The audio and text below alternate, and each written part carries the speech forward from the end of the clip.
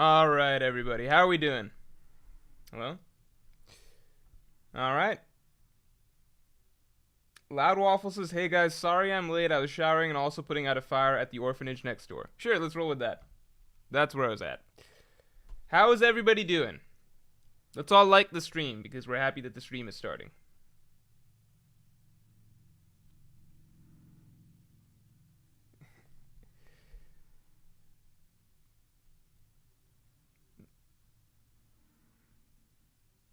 What's the debate?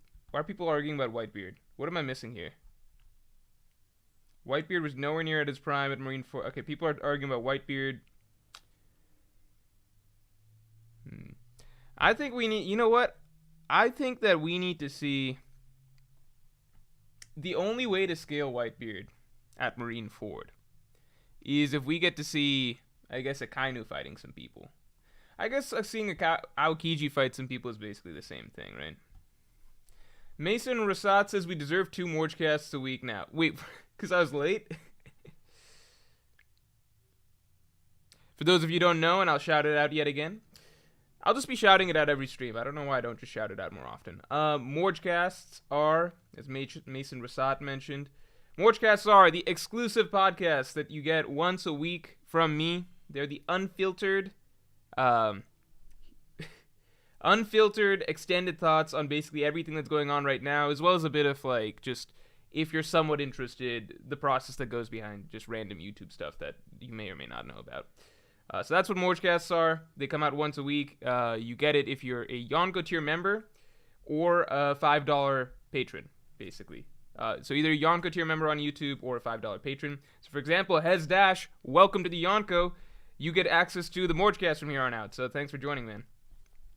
Watch out for it this Friday. Alright, guys. Kind of about to throw his hat in the ring to collect the One Piece and end this pirate era.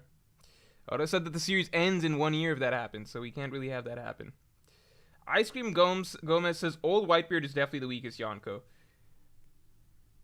I feel like Old Whitebeard should be the weakest Yonko, but I'm taking him over Big Mom any day of the week, if I'm being honest.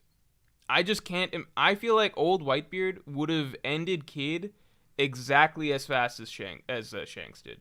I feel like it would have been over exactly as fast. I feel like there would have been no difference, basically, between if Whitebeard swung with the, if Whitebeard swung with, a solid Goro no Mi punch versus if, Shanks did his Divine Departure. I think the same shit would happen to Kid. And then after that, Whitebeard would proceed to wreck Law. I just don't see Whitebeard having a worse showing than Big Mom did.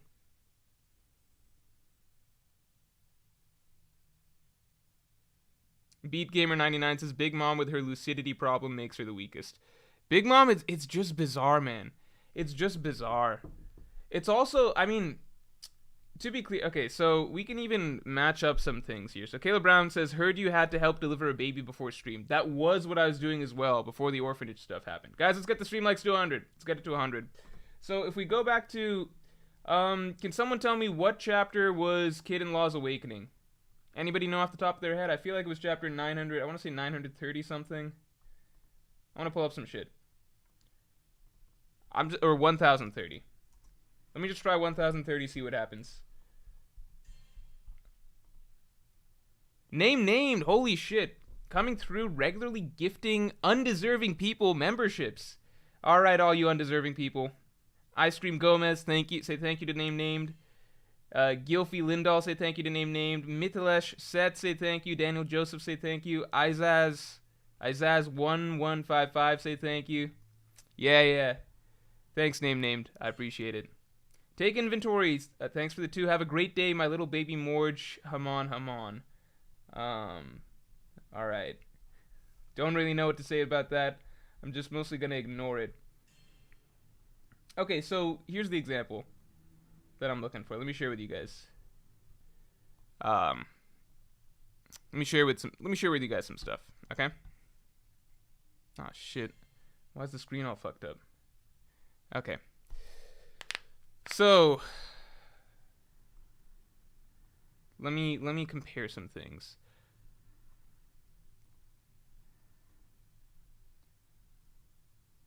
Jesus Christ, this is taking forever. What chapter did Shanks wreck Kid? Was it 1079? That seems right. Was it 1079? Yeah, 1079. And then 1008. I think some other shit happened. What chapter did Kaido and Big Mom do that big attack? 1009? Okay, I'm sure. Just give me a second. I'm preparing some stuff. Preparing some stuff to show you guys. Music for the Ence's Battle of BC Melee Waiting Room. I'm so not in. It's crazy. I'm not invested in Melee at all. I think once Ranked comes out and it's free, maybe I'll play Melee.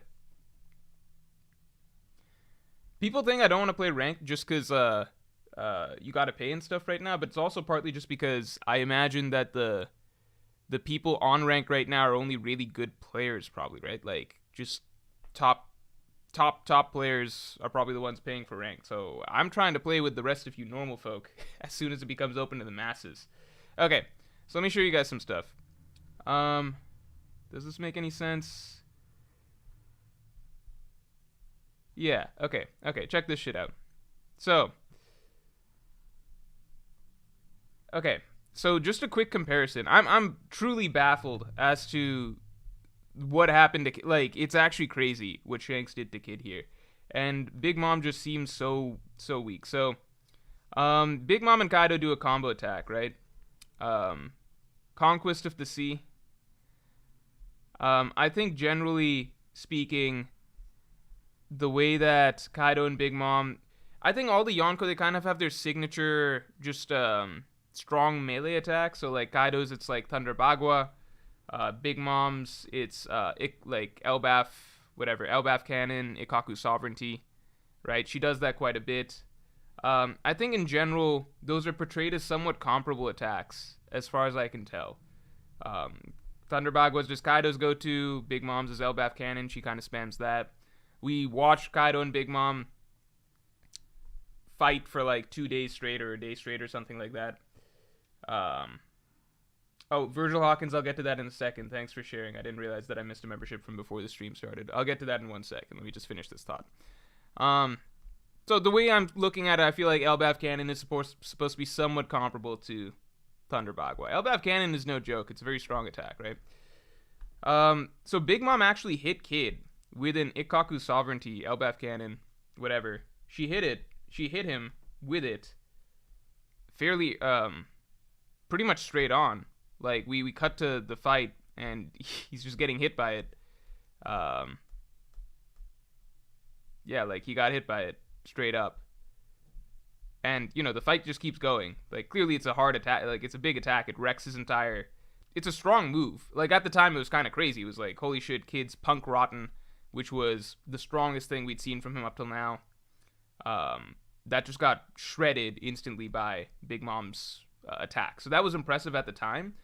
But then that's kind of crazy to compare to Shanks just destroying him, like literally completely ending him, right? Completely ending him when he's actually got his true ultimate move up and everything like that in a single move with Divine Departure. Like the whole thing just ended right there. So you guys see what I'm saying? Like, I feel like we get a pretty good comparison here. Like, there's no way Divine Departure is Shanks' strongest attack. It just makes no sense. Because if we assume that Shanks' fighting style is modeled after Roger somewhat, you think Roger broke out his strongest attack against Odin? This seems very similar to a Thunder Bagua or an Elbaf Cannon or something like that. Unless you think, like, literally Shanks just used his ultimate... you think he used his version of Bajrangan, basically, to defeat Kid. I think that's extremely unlikely. So... what I'm getting at here is that I just feel like there's levels to this where Big Mom does not, like, this is impressive, but it just does not look as good compared to what Shanks can do. And I think by extension, it also just makes anything Kaido does melee attack-wise pale in comparison to Shanks, you know? Because I feel like if you want to stack it, it's like Divine Departure, go 5 steps lower, and then you got Thunder Bagua and, like, Elbaf Cannon, you know? Okay, let's catch up on what happened. Polmouth. Okay, let me get to... Hold on. Okay, I'll get to Diaklia in a second. First, let me thank Polmouth for gifting the 10 memberships. Thank you again. All the new undeserving people say thank you to Polmao. Holy shit. We got a lot this time. Thanks, Polmao. Appreciate it a lot. Okay, Spyros Chatses say thank you. Luffy Senpai say thank you. Scholar H say thank you. Nick say thank you. Keith Murray say thank you. Dante say thank you. Ethereal Split say thank you. Javi Berg 420 say thank you. Black Wolf say thank you. John Smith say thank you. Oh my god. All these people, who are these people? They just get memberships. Damn. Thanks, Bolmao. Appreciate it. Okay, so I missed a 5-month membership from before the stream from Diaklia. So thank you, Diaklia.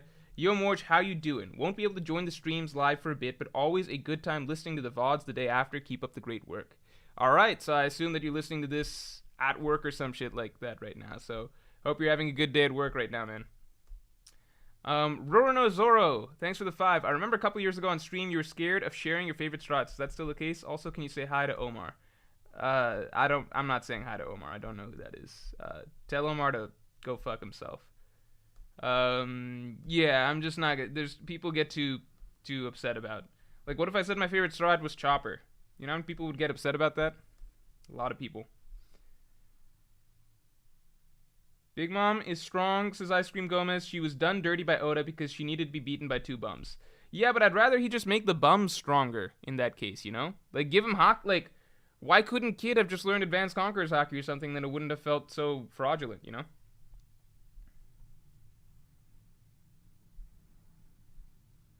Wait, how did this get to Mihawk? How did this get... I didn't even say... I swear to God. Replay the full thing. I swear I did not say the word Mihawk in the last... however long the streams have been going. Guys, let's get the stream likes to 200. Ice Cream Gomez says, Polmao, you're so beautiful. Yeah, Polmao is beautiful. Shanks is a hockey man. Sakazuki says we've seen nothing stronger than from Shanks. I mean, that's true, but he's only done one move. Like, whoever in the entire series does their strongest move as their first attack to wreck some fodder. That's not a real thing. This is basically the same as Kaido taking out Luffy in Act 1, isn't it? I mean, if you genuinely think that Divine Departure is the absolute best thing Shanks has, then Shanks is the only shonen character, forget One Piece, he's the only shonen character in history that has basically gone all out and used up everything in his bag to one-shot somebody for the first time he ever fights. That's just, I don't know, that's a really huge jump in my opinion. Like, you think Divine Departure is Shanks' Bajrangan, basically? You think that's it? That's what he's got? Okay, how did this get to Mihawk? Let me see this real quick. Okay, so it's Sakazuki's fault. So we can all blame Sakazuki, because he started by saying Shanks greater than Mihawk, even though absolutely no one in the world was talking about Mihawk up till now. Then Baby Morge followed it up with Mihawk greater than Shanks, and I assume that it just spirals from there. Jacob Busky says, Morge, I beat Ishin, the Sword Saint, for the first time. Might be the best boss I've ever fought. Yeah, I will always say that for the actual fight, what the fight is, it's the best boss that I've ever fought by like a good... It is the best boss in Sekiro, in my opinion, by a huge margin, and in general, I think it's, for me, pretty clear-cut the best boss that I've ever fought, mechanically speaking. I still give it to Gale, the final boss of Dark Souls 3, as my overall favorite / best boss, I suppose, just because there's other things besides just the mechanics. It's really close. I could go either way, but there's things besides just the mechanics of the fight, right? So, lore-wise, what it all means, the cinematics, the atmosphere, the arena, the build-up. It's just, it feels more epic and grand in many other ways. Even just the music, there's just so many more things that go into it, and it's also an extremely, extremely good fight mechanically. Not quite Ishin, but it's about as good as you can get, in my opinion, for Dark Souls style combat. So, it's all the other extra elements that push it over Ishin for me, in my opinion, but just as a straight up fight, like, if you're ignoring all the other extra stuff to it, right, like the cinematics, the scale, the how epic it feels, the lore context, etc. If you ignore all of that other surrounding stuff, then I'd say just as a fight, I think Ishin's the best. I got Gale 1 Ishin 2. I could go either way. Luffy Senpai, thanks for the 2. Polma the GOAT, Morge, appreciate the content. Thank you. Appreciate you. Justin Holland, thanks for the 10. Does Buggy know how to get to One Piece? Straw Hat's in the top 7, at least. No, I don't think Buggy knows how to get to One Piece, because even Shanks, he had the door shut on him, so even he couldn't hear how to get to One Piece while that was happening during the Roger Odin backstory. Straw Hat's in the top 7 at least. Yeah, let's get to ranking crews in a second. Ace is the Flame Guardian / Spark of Joy Boy. Okay, that's like a made-up role, but I see what you're saying. Sabo is the Flame Guardian / Fellow Emperor of Freedom. That is another made-up role, but I get the idea that you're saying. Their brotherhood will change the world. Yeah, I agree. Sabo, I was iffy on for a long time, just in terms of what his role in the story really was. He just felt like I was a little bit concerned that he existed just as a replacement Ace, so that it could set up some scenario in the future where, oh no, now Sabo is captured, and then Luffy has to go save Sabo, and then this time succeed where he failed with Ace. I still think that's a possibility, but I don't mind that possibility as much now if we also get Sabo having a significant role and a necessary role in the world that no other character can do before that. So I think the whole Flame Emperor storyline for Sabo is potentially a very important one. Daniel Allen, thanks for the 5. Sorry to be off topic so soon, but I'm curious, are you interested in / excited for Killers of the Flower Moon? Is that a band? Killers of the Flower Moon?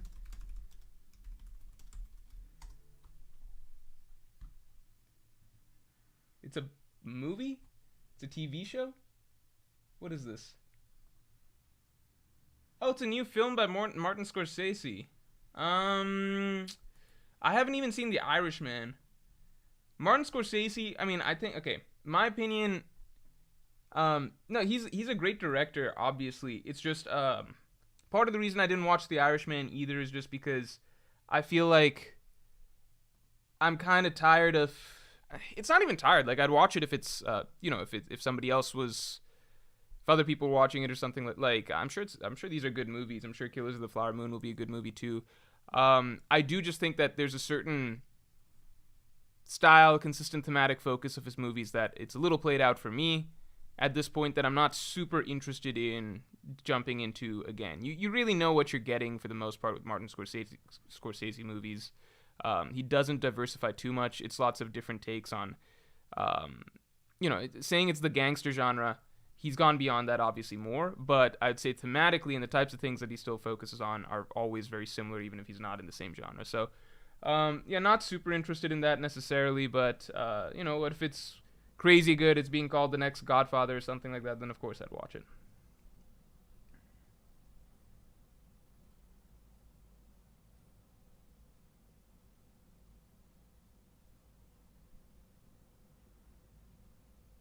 Raffi says Sabo feels more like the leader of the revolutionaries than Dragon.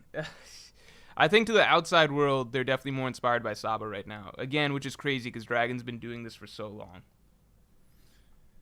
Alan Sanji, thanks for the 5. So you're saying it's that time again. Buggy in the recent chapter had more tension than Wano. No, that's... We're not going to go that far. Come on now. We're not going to go that far. Raffi says, can we ban the word tension too? Maybe. Maybe we're getting towards that point. Manny Corral, thanks for the 5. After your video on Sabo post 1054, I've held the thought that Luffy brings the Dawn, while Sabo will be a major player in shaping said Dawn. I agree, and let me add this extra piece to it. I think that's why it's so great that there's potential Sabo Vivi connections going on. Because I always thought for the longest time that Vivi would kind of be the one, and that's why it was so important to have the Straw Hats meet up with and join and essentially recruit or essentially make a bond with an honorary Straw Hat in Vivi, who is a queen of a prominent nation and basically has the potential to be an important figure politically in the world. So a Straw Hat who's not actually sailing with the Straw Hats, you know what I mean? She's a Straw Hat in spirit, but she's one that's operating in a different world, which is the world of politics and everything. So they can be the ones to bring about the Dawn, everything like that, but then in terms of politically, what needs to be done for reform, what needs to be done for the creation of a new world, the Strahds don't have any role there. They have no, that's just so far out of their depth, right? That's why I think Vivi is such a valuable character, because Vivi's entire arc was about her becoming, I mean, she already had the makings of a great ruler, but it was really the story of her coming into her own as a queen, right? So the Lost Princess of Alabasta, she actually taught Luffy a lot about leadership over the course of their journey, and then the storyline ends with Luffy becoming she steps forward back into the light as the Princess of Alabasta, a very beloved ruler, having basically saved her kingdom and everything like that, and everyone talking about like, yeah, she is going to be the perfect queen for us in the future. So I think writing in that character and just the fact that leadership, political savvy, and everything like that is her greatest strength. I mean, even going back to the first Reverie, right? Not the one that we got in the story, but the one in the flashback with Wapol and Dalton and young Vivi and everything like that. That was what was being highlighted about Vivi so much, was that she was just, even as a small child, an extremely politically savvy person and a very diplomatically intelligent person, right? She was basically perfect for that type of a world, right? That type of world. So even from like childhood, she was basically born to participate in reveries and stuff. So I always felt like whatever happens with the world government and everything going down, Vivi's going to be kind of the important figurehead for reshaping the world out of the ruins of whatever the final war brings. I now think that Sabo has the potential to play into that as well, just coming from a different angle, which is what's the vision of the Revolutionary Army for what the world should be post-world government. So I think merging those two things, with Vivi having the political savvy, the knack for leadership, for ruling, for diplomacy and everything like that, merging that and actually being a leader of a kingdom and having a place among the other kingdoms of the world government and being a voice that they would listen to, merging that with the Revolutionary Army symbol, what Sabo represents and everything like that, it is actually, now that I'm thinking about it and just talking out loud, it is actually extremely reminiscent of the storyline that we already got in Alabasta, which was the two most important figures over the course of that were, politically what happened in Alabasta were Vivi and Koza the Rebel. Koza the Rebel, the leader of the revolutionaries, the bond that he had with Vivi, that was crucial to basically bringing peace and a new era to Alabasta after the war was over, right? I feel like Sabo and Vivi, that could even be, there could be a parallel there, in a sense. Not even trying to ship anyone or anything like that, if that's what you guys are thinking or anything, but I'm saying just the fact that Oda's played up that Sabo and Vivi, they interacted over the course of the Reverie and they both made the news and everything like that. There's something going on there in terms of Oda using these two characters probably, hopefully, I'd say, in a similar sphere in terms of what actually needs to be done for changing the world in the future. Straws, we already know what they're going to do. It's actually very straightforward. They're just going to beat everybody up, tear everything down, leave everything in ruins, and they're going to head out. They did that in Arlong Park. They did that in Dressrosa. They did that just basically everywhere they go, right? They just fuck shit up. They peace out. It's up to everybody else to fix shit, you know? Manny Corral.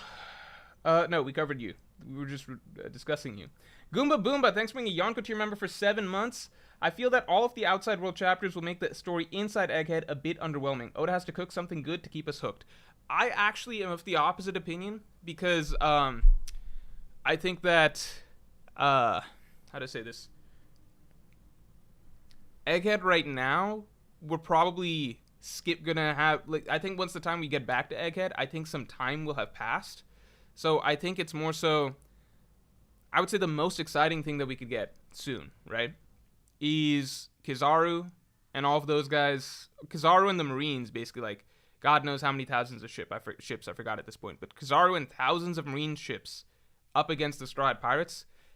You know, as exciting as all this other shit is, I would say seeing Luffy versus Kizaru or Zoro and Sanji versus Kizaru or something like that, like, I want to see that just as much, and ultimately we're going to get more of an extended battle there, most likely. So I think Oda knows what the finale, what sequence of events is most exciting, ultimately. I like to believe he knows that. So I think that the finale of Egghead is going to be an even bigger bang than all of these smaller things that are happening, right? I feel like the way that it's being structured right now, and maybe I'm speaking optimistically, but I feel like the way it's being structured right now is Oda set up the plot stuff in Egghead, right? He set up the plot stuff. Um, at the moment, he's basically, now it's time to wait for the big guns to arrive at Egghead and the huge battle to happen, right? During that time, Oda gave the Seraphim as a way to stall things and kind of just cut away from there a little bit. Goes over to the outside world, shows us Blackbeard and Law, Shanks and Kid, Garp Aokiji, all of those things, a bit of cross guild. Get some exciting stuff on the outside world going. Once we cut back, maybe we get a couple more chapters to check off the current plot points, but I feel like once we cut back to Egghead, some time will have passed and we'll have moved things along a little bit more. Probably closer to Kizaru and everyone showing up at their doorstep. Because, I mean, we got Kizaru, we got a Gorosei member, there's just thousands of ships there, God knows how many vice admirals. There's a tremendous, and Blackbeard pirates headed there. So, there's tremendous potential for a huge finale at Egghead. Not a Wano scale finale, but I'm saying really big for such a short arc. And I wouldn't be surprised if it blows these other things out of the water. Alan Sanji says, I'm just joking, guys. All right. Good. All right.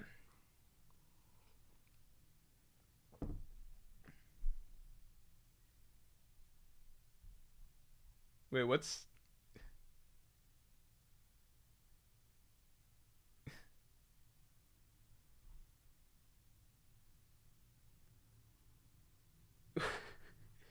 Hold on, I'm confused. Branks, Drums of Liberation, thanks for being a Yonko tier member for a month.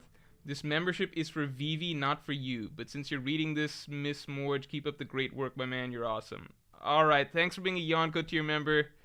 Thanks for the message, I suppose. I appreciate it. Sean Easton, thanks for the 2. What are your top 5 crews? What makes a good crew? What does that even mean? Top 5 crews? Top 5 strongest crews? We're going to rank that soon. Top 5 crews that I like? Yeah, wait, why is Shanks still up? Let's get this out of the way real quick. Top 5 crews that I like? I mean,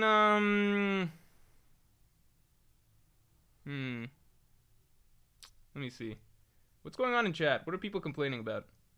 Get this dude out of here. This is my stream. You can't get me out of here. What's going on?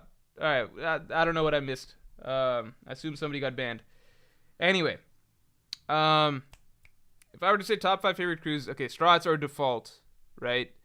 The hard parts have grown on me ever since they did that underwater shit against the Blackbeard pirates. I thought that was kind of cool.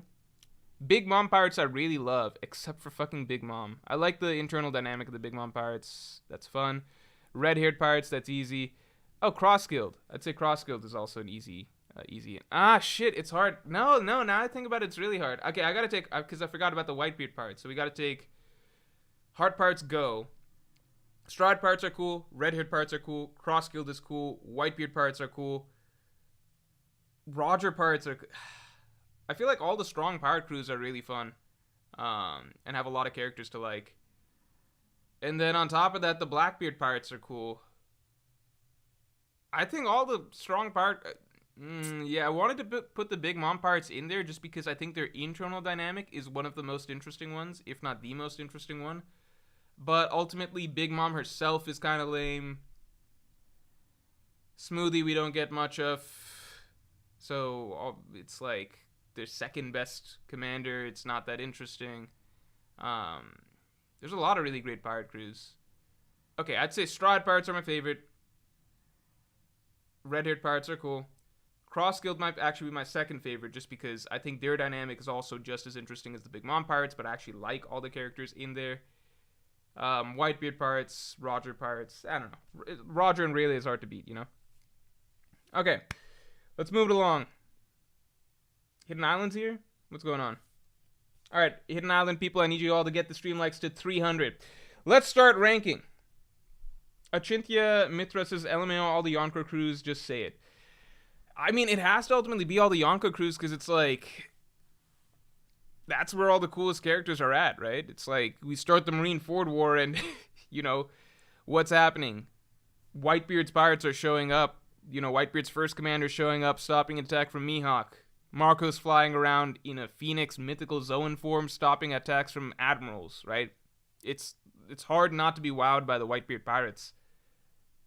You got fucking Ace, Vista, Whitebeard himself. Roger's crew has Rayleigh, Roger. I don't know. It's just, it's the coolest characters and the strongest crews at the end of the day. If I were to backtrack and say, okay, not Yonko crews, do we count Baroque Works? They're not really a pirate crew, but I think Baroque Works was the coolest organization that the Strats fought. CP9 too. Yeah, but it's just, they're not pirate crews, right? I don't think Thriller Bark, Moria Pirates really hold up. Google Me. Thanks for the 5. I'd say crew-wise, it goes right now. Rocks, greater than equal Roger, greater than Shanks, greater than Blackbeard, greater than Strats, greater than Kaido, greater than Big Mom, greater than Whitebeard, greater than Crossguild. So the big question, I definitely disagree with several of these, but we'll get into it in a second. I think your Whitebeard Pirates placement is really bad in my opinion. But I actually don't disagree too much. I think that's the biggest thing I disagree with, but there's others I would move up and down some slots. We'll get into it in a second. The one thing that's tricky, the most difficult thing that we have to decide before or after, what do we count as the crew? Is it the crew plus their full resources, or is it just what's officially part of the crew? So, by that I mean, let me cover this other chat before we get into it. These other two. Reichi has says Sarayama Alliance S+ tier. It was pretty funny to me when the two Sarayama Alliance dudes, I don't remember their names. I don't remember their names, but they were just like, yeah, we joined because we're fans of the story, and it's like, all right, that's very much a One Piece gag reason, but I liked it. Human says Big Mom greater than Prime, really. I disagree with that, but we'll see. Muhammad Rashid, thanks for the 10. My intuition is that Yonko crews are balanced by their incompetencies. Big Mom's crew most incompetent. Big Mom's crew most incompetent has 4 genuine commander level fighters. Perospero, Katakuri, Cracker, Smoothie instead of 3. What do you think? Big Mom's crew most incompetent, period. Has 4 genuine commander level fighters. What do I think? I think Perospero might be a little overrated there. I don't think, because what are we saying is commander level? Like, the way I think of commander level is basically, would you be top 3 on a Yonko commander's crew? That's what I think of as commander level, you know? Because you have Whitebeard and he has 16 commanders. They're not all what we think of as commander level, right? Commander, we're thinking like, okay, are you like Marco, Jozu, Vista, that range, right? Are you King, Queen, Jack, that range, right? I don't think Perospero ever did anything that puts him there. Yeah, at least as far as I remember. No, he took out I think the most impressive thing he did was he took out Pedro pretty easily. That's, I guess, impressive, because Pedro, I guess, scales to Tamago. It's just, I don't know how much it means. In my mind, Perospero is closer to Oven and Daifuku than he is to Crack. Like, put it this way. Cracker was as strong as Gear 4th Luffy, arguably stronger. Like, think about it like that. And his hockey was better at that time. Perospero, I don't know if you guys remember, but if you go back through the, like, Perospero wasn't really treated like that in Whole Cake Island. If you remember, like, Luffy kind of just walked through Perospero's bullshit each time that he had to like, when they're trying to get to the ship, he kind of just walked through Perospero's bullshit just to get over there and fight Katakuri. He would not have been able to do that to Cracker. Like, I don't think Perospero did anything too impressive at any point in the story that I can remember. You know? Not to say, like, basically it's like, is Perospero as strong as Cracker? I would say no. That's the way I look at it. Young Smokey VP17 says, wasn't Perospero's bounty 700 million? Yeah, but bounty doesn't mean everything. I mean, like, Daifuku and Oven's bounties were extremely low, but we saw strength-wise that they were, like, their bounties were lower than Tamago's, right? But it was made very clear that they're both significantly stronger than Tamago, right? Um, Perospero is Big Mom's first child. He's been around by far the longest. He is very strong, but I think that the fact that he's been around by far the longest, has the most responsibility and everything like that, but his bounty is still lower than Cracker's, I think, to me, that indicates even further that he's not exactly, like, top 3. You know, like, I don't think he's quite there, you know? I think if you had Perospero fight Vista, Perospero would lose right away. Like, there's just small things I think people forget about Perospero. You had Amande just cutting through his candy wall. That happened at one point during the whole escape scenario and everything like that. Like, Luffy got through his candy wall very easily. I just don't think that... I'm not saying Perospero's weaker than Amande. I'm just saying that he doesn't have anything that really puts him, you know, in that, like, Marco Josu Vista tier, in my mind, or the King, Queen, Jack sort of tier, or... I guess the biggest thing is that Perospero fought Nekomamushi, but Nekomamushi was very injured at that point in time. I don't know if you guys remember. So that's not even a good way to compare, you know? If Nekomamushi was healthy, I think that would have been very different.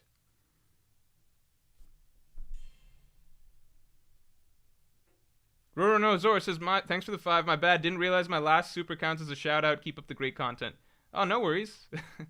Google Me E says, I ranked it on strength. Whitebeard's crew just lacks it. I mean, I disagree, but we'll get into it in a second. The Hidden Island gifted 5 memberships. The Hidden Island, I really appreciate it, man. But here's the problem. These undeserving kids in chat, they don't deserve your kindness. Let's see. Everybody say thank you to Hidden Island. Thanks, by the way, for coming through here, man. Juan Carlos, say thank you to the Hidden Island. Achintya Mitra, say thank you to the Hidden Island. Robin V, say thank you to the Hidden Island. Kevin N, say thank you. And Goku, say thank you. Everyone say thank you to Hidden Island. Luz Vasquez, thanks for the 2. Lord, you know Beppo will beat everyone on your list. Yeah, I think we will actually have to remove Beppo from the rankings just to make things a little more fair for the other crews. Talha, thanks for the 3. Marco Josu, Ace, Vista, Thatch, Izzo, all commander level. I'm not putting Izzo there, dude. Well, why is Izzo in there?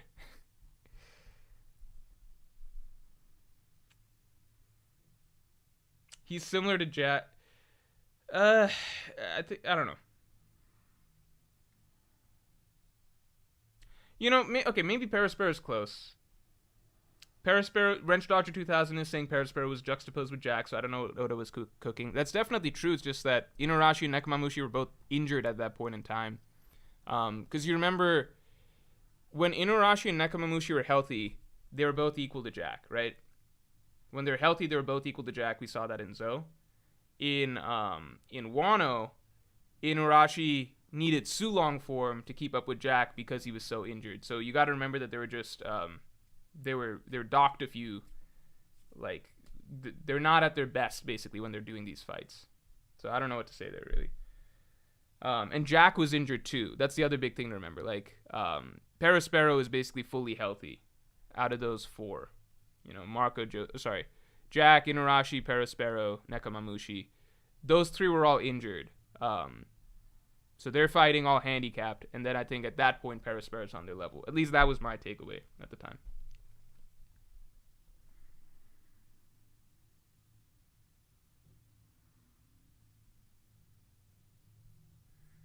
Mech Lore, thanks for the 10. What's the idea with 3 commanders? Big Mom had at least a top 4. Kaido had 3 calamities in the Tobiropo. Whitebeard had Marco, Ace, Josu, Vista, and more. Straw Hats have 9. 3 commanders is a fan canon. Yeah, I mean, it is a fan canon. It's just our way of trying to group together a certain level, you know, that we can see kind of consistently, right? Like, same logic. There's technically no such thing as, like, not every crew has a first mate. As far as I know, Marco's not officially Whitebeard's first mate. He's just commander of the first division, right? Zoro, he's never officially been called Luffy's first mate in the manga or anything like that. We just intuitively can tell, basically, that there's certain parallels being played up throughout the series. So in terms of top 3, it's kind of like, over the course of the war, right, Marineford War, Oda had 3, like, we can just tell that each crew has 3 particularly prominent members. You don't have to be a genius to say, like, even before anything, you know, Yonko stuff, New World stuff, or anything like that came up, we knew from the start, Ben Beckman, Lucky Roo, and Yasop were the 3 prominent members of Shanks' crew that we all knew by name that were played up as slightly more significant characters, right? So that was a thing.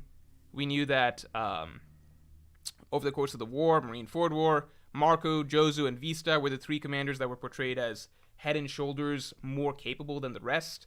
They were the ones that were being called upon to fight the heavyweights on the world government side, so Mihawk, Admirals, stuff like that. Nobody else was really called upon to do that. You have Marco and Vista teaming up to take on Akainu. You have Jozu going up against Aokiji, Jozu going up against Mihawk, Vista going up against Mihawk, stuff like that. It's a pretty consistent similarity there. Big Mom's crew, you have three sweet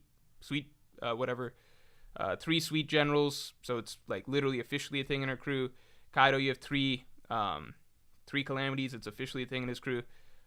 That's not to say that each crew can, like, I think you're confusing the idea that, like, well, Whitebeard also had Ace. It's like, we're just saying that, how do I say this? We're just saying this to make up a sort of tier of strength, right? So, like, we see consistently these crews have, like, three characters that they're kind of selecting out as being more significant than the rest, right? That's not an absolute thing. I don't think Roger necessarily had three. He had Rayleigh and Scopper Gaban. We saw Ace, who recently had become a top member of the Whitebeard Pirates and everything like that. He was probably just as strong as, like, in that same tier or whatever. But we're using it as a frame of reference, right? Like, it's like Sweet Commander level. Are you Calamity level? You know, that's kind of the thing that we're looking at, right?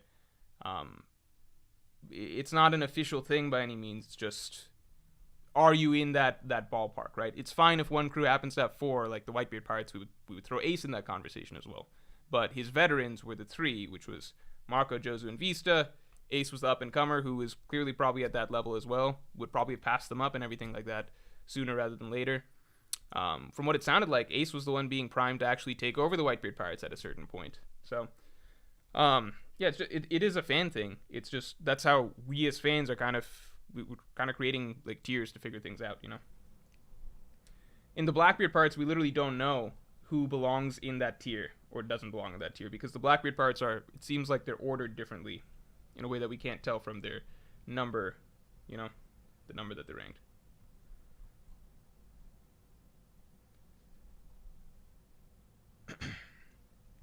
Captain Face, thanks for the 5. Hey, more Junkman. Have you seen the idea that the Foxy Pirates are members of Shanks' fleet? No, I've not. It helps your Davy back theory and would be a cool callback.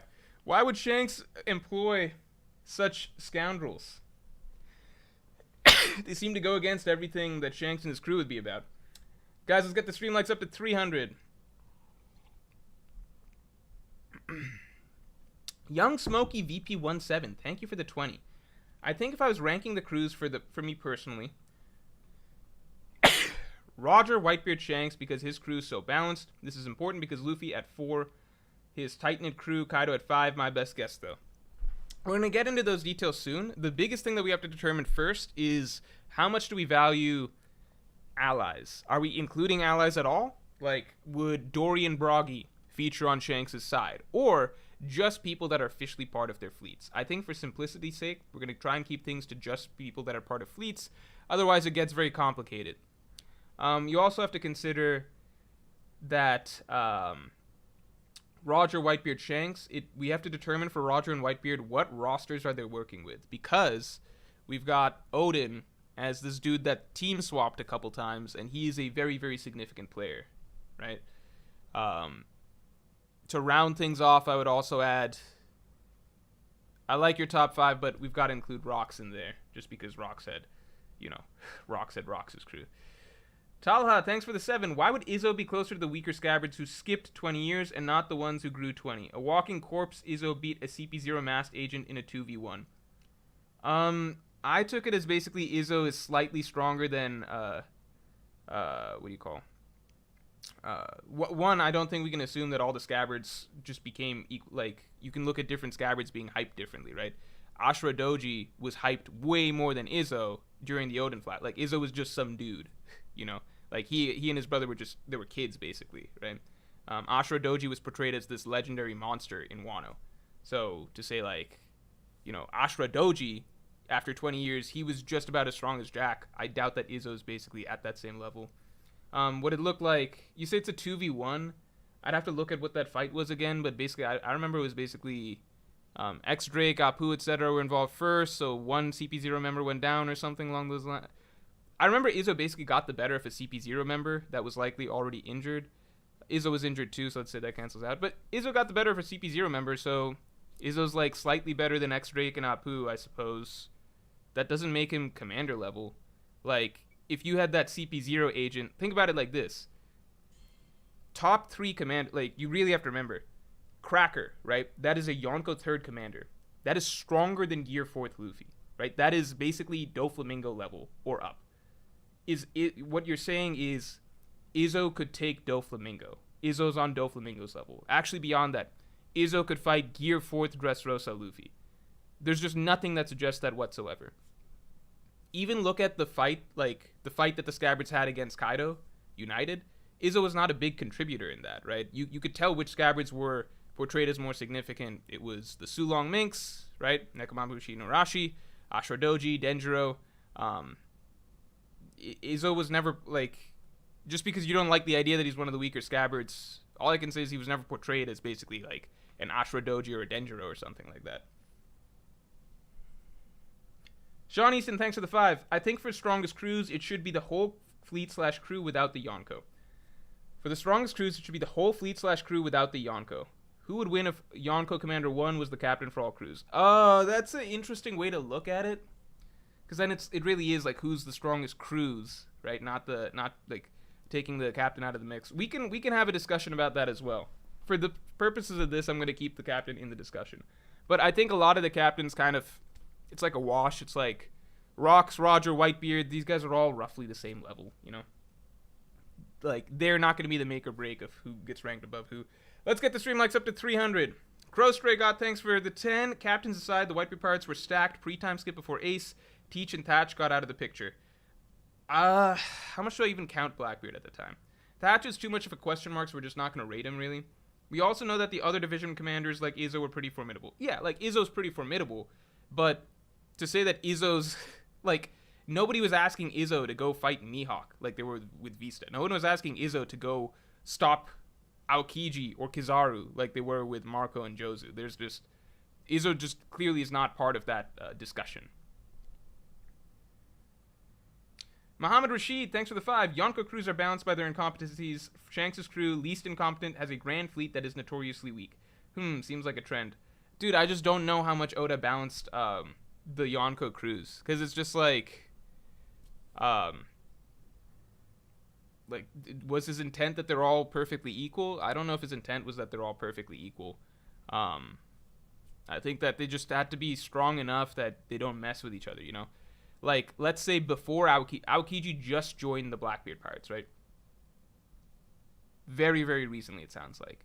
So before that, most crews could probably just crush the... Not crush. Nobody could crush the Blackbeard Pirates because otherwise they wouldn't be a Yonko crew. But I don't think that the Blackbeard Pirates balanced out in a way that they were stronger than the red-haired pirates before Aokiji joined, right? So I don't think that every crew is necessarily balanced. Like, I look at Cross Guild right now, they're not balanced, right?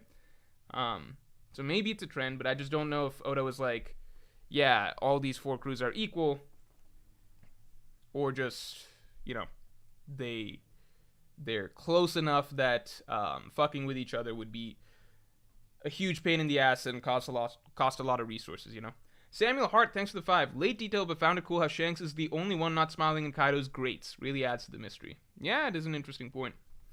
I'm a pirate. Thanks for being a Yonko tier member for 1 month. Hello, Morchman. I wanted to ask which of Luffy's final villains are you the most excited to see have the main focus? I would say right now, Blackbeard, but I just want to see more of him in general. I don't need a tremendous amount of focus, but Im's just the most exciting to have on page right now, right? Just because of the mystery aspect. But Blackbeard is the one I want most character focus for. Grizzly Adams, thanks for the 2. Big Mom has the deepest bench of any Yonko, in my opinion. That's true. So maybe the idea that it's balanced in different ways has credence. Big Mom does have the deepest bench. Young Smokey VP17, thanks for the 5. I would have Rocks at 1 or 2, but I didn't realize we were counting them, lol. You're right, though. Okay, we're going to start doing the stuff now. After Behanort's thing. Behanort, thanks for the... I don't know what this is. I really want Void Century Flashback be super long and basically its own miniseries, around 20 to 30 chapters without any modern characters except Imu. I think that's asking for a lot. I really think that's asking for a lot. I don't know if we're going to get 20 to 30 chapters. Like, I remember during the Odin flashback, I really, really, really was hoping for more. What the Odin flashback ended up being was dominated by the chunk of story time that Odin was at sea. I really, really wanted more of before Odin went to sea, because Oda really built up a lot about the bond between Odin and the Scabbards and how he won them all over and everything like that. And we actually got like one panel each dedicated to most of the Scabbards, which was like Odin met them and then they fell in love with him. And I was just like, well, that's fucking disappointing. It really didn't add much to my investment in the Scabbards, like crying over Odin all the time, just because it was literally just like he met them and then they liked him. It's harder for me to care as much, you know, about the Scabbards and Odin's bond when that stuff is rushed through. So for me, when I felt like the Wano sections of Odin's backstory went by really fast, I would say the same thing for Odin and his Orochi thing. For the record, I think that Odin's flashback, I think the way it ended was really, really cool, right? I think the Odin boiling stuff was great. It's one of my favorite post-time skip moments, period. I think a lot of it was really rushed in terms of setting up any sort of like character relationships beforehand, and I think also just the part where Odin was made to dance by Orochi, that shit was almost like a bizarre fever dream because it went by so fast. Like, I don't know if you guys remember, but the chapter that had happened, it all happened in one chapter. The chapter begins with Odin running in because he's really mad at Orochi. He's like, I'm gonna kick your ass. Then Orochi's like, no, because if you do, then bad stuff will happen. So you have to dance naked for 5 years first. So then it's like montage music plays. It's like, like Odin dances for 5 years naked. And then he's like, wait a second, you're a liar. I'm gonna kick your ass. And that's how the chapter ends. And it's all one chapter. It's actually hilarious if you go back and read it. It's just like, the fuck, just like, we didn't spend any time with this at all. This could have been a really, really great backstory. Like really, I think overall was a really great backstory, but I'm saying like, this could have been a really great section of the backstory to lead into, like, to really hammer in the injustice and lead into the big battle and then the boiling and everything like that. But the setup of it was just like crazy fast. It's literally like, I'm gonna kick your ass because I'm mad, or do this shit, does some weird shit. Wait a second, you tricked me again. I'm really gonna kick your ass this time. And then that's all one chapter, and it's just the fastest chapter ever for something that was like the cruelest shit that was literally 5 years of his life. The cruelest shit that was really like built up for so long, like what Orochi did to Odin, and it's just like, okay, now it's time for the fight. That was the only thing I was a little bit upset about, that and the Scabbards dynamic with Odin. So for me personally, it's kind of like, I hope when it comes to the Void Century stuff, the amount of content it seems like it needs to cover would require a lot of chapters, but I wouldn't be surprised if Oda just moves shit along, because at a certain point he needs to get back to the moneymakers, which is the Straw Hats and their story, and he can't dwell too long on stuff like that. I don't know.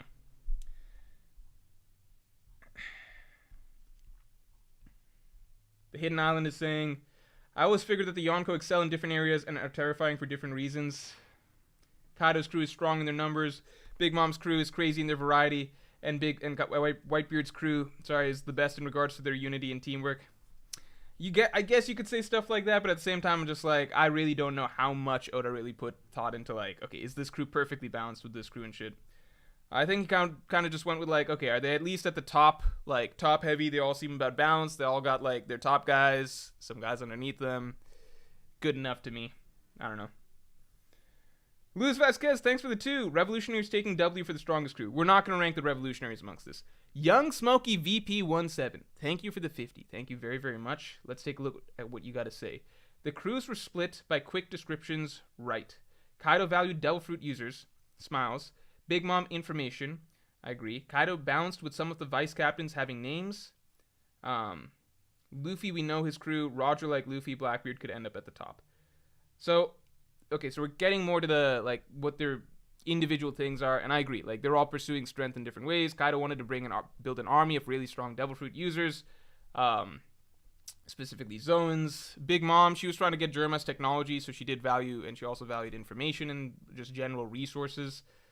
Shanks just wanted, we even got this in chapter 957, where they go over the strengths of each crew. Shanks has the most balanced core crew, and probably because he has the strongest tight core of fighters, he can afford to have a weaker fleet that he really needs to protect because his main guys are just that good. And then Blackbeard just, I feel like the sense I've gotten so far is that Blackbeard, he's got subordinates, like he's got Pinkbeard and stuff like that, but I feel like he just wants to make his main crew really, really fucking strong with Devil Fruits and stuff like that. So not necessarily creating an army of Devil Fruit users like Blackbeard was, but just having a really strong core crew similar to Shanks, but in a dirtier way where they're just really strong from Devil Fruits rather than being really good at hockey. And then Luffy, we know organically is just making a really strong crew. Roger organically has a really strong crew. Whitebeard's interesting because he just kind of got I feel like he got the best of a lot of worlds in that his core crew is really strong because he's just so welcoming to so many people, right? His core crew is really strong, but he's also got a ton of islands and territories that are under his name. So a lot of really strong pirate crews that come to his side during the New World. During the Marineford War and everything like that. I don't know if Shanks necessarily has that because Shanks seems to have taken more weak people under his name, whereas Whitebeard happened to have also gotten a lot of strong pirates.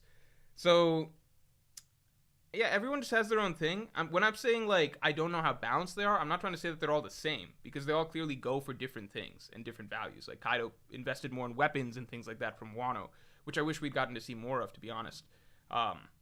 But at the same time, and like Big Mom, she built her crew through. Kaido built his forces through beatdown and like forcing people to join. Big Mom built her crew through marriages and bringing people into her family. Whitebeard built his crew by just adopting people anywhere and everywhere into his family. Shanks, it seems like, built his crew through forming a good core group of friends and then from there taking other people who are weak under his wing. Blackbeard, we know how he bullshitted his way to his crew. So I'm not saying that all the crews are the same. I'm just saying that I don't know how much Oda tried to balance the strength of each crew across the board and how much thought he put into that.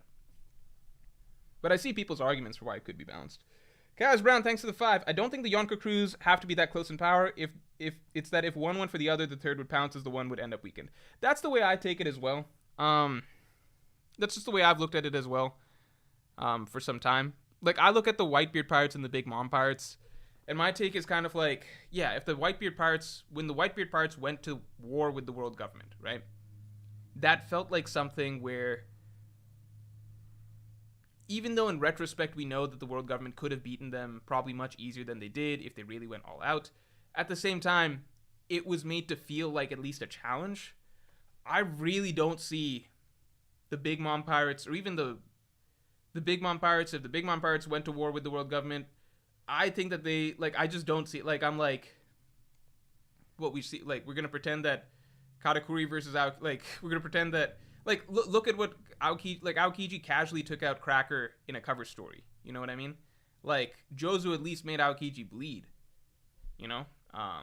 Like, Akainu would walk through Katakuri, and Katakuri would just be like a burnt mess on, like, what's Katakuri going to be doing against Kizaru? You know, same thing with the Beast Pirates. Like, the Beast Pirates, look what Green Bull mopped up the Beast Pirates very, very easily. This is not to knock Kaido or Big Mom either. It's just that I look at the Whitebeard Pirates, I'm like, Marco, Jozu, Vista, and that Ace sitting on the sidelines, that's quite a bit, you know? Let's see. I don't know what everyone's opinions are on this type of thing. Let's start doing the ranking. Young Smokey VP17 says, so in your estimation, would you rather Kaido had Joker for Wano and eliminated some of the Toby Ripper Jack? If you count Joker as part of Kaido's crew, then the Beast Pirates just become significantly stronger. But I don't think they're really part of Kaido's crew at the end of the day. Joker's his own thing. Joker fits the naming scheme that makes him feel kind of like that. Sean Easton, thanks for the 2. I missed a chat from Jerence. Oh, shit. Hold on. Is Logie Dogie here? Why is Logie Dogie here? It's been so long. A moderator turned on slow mode? What's happening? Who's the person responsible? I'm not blaming a moderator. I'm saying, like, who's the person that pushed a moderator to turn on slow mode? This is fucked up. Just ban that person, I suppose. I never ask for people to be banned, but if it's someone that's, like, single-handedly forcing the chat to be turned to slow mode, I think that's quite a bit. Let me see what I missed from Jarens. Well, I never asked for anyone to be banned, but obviously mod's judgment on who should or shouldn't be banned. Obviously, if people are saying certain words that they shouldn't be saying, or certain things that go too far, or certain things that are too personal for me, these are all things that probably at least should have comments deleted. But in general, I'm not really going to be monitoring that. What's Jarens? I don't believe Jarens exists. What did he say? Jarens Rambo, thanks for the 2. Are you counting Cross Guild as a crew? But of course, the world government counts them as a crew, so we will count them as a crew. We don't know any better than the world government. They know everything. Will of Davy, thanks for the 5. Richie Pirate's reign was short, but worth mentioning. That's funny. All right. Okay. The Richie Pirates, I forgot about that because it's just like, damn, Kabaji really lost. They both just lost to the Lion. All right.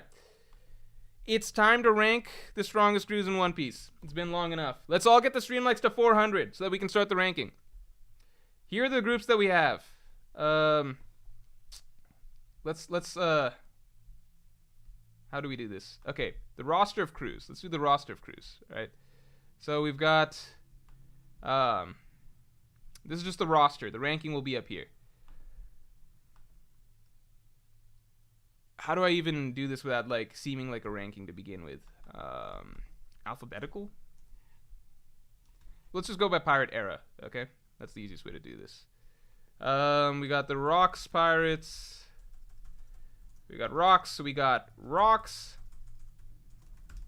Young, Whitebeard, Young Kaido, Young Big Mom, Shiki, Captain John, Wang Z, Silver Axe. Right? Pretty nuts. We got Roger. Okay. Stipulations first. All right, stipulations. Let's put the rules up here. Rules 1. It's going to be best version of each crew. Best version of each crew, right? So people are like, Whitebeard Pirates, how are you ranking them? It's not going to be old-ass... Well, old-ass Whitebeard Pirates had Ace. Younger Whitebeard Pirates had Prime Whitebeard, no Ace. But they had Odin. How do we place Odin? How do we place Odin? Guys, how are we placing Odin? Does Odin go on the Whitebeard Pirates? Does he go on the Roger Pirates? Does he go on both? Let's do that. I'll do a poll in a second. The other thing I'm going to do is fleets only. Fleets allowed, but not allies.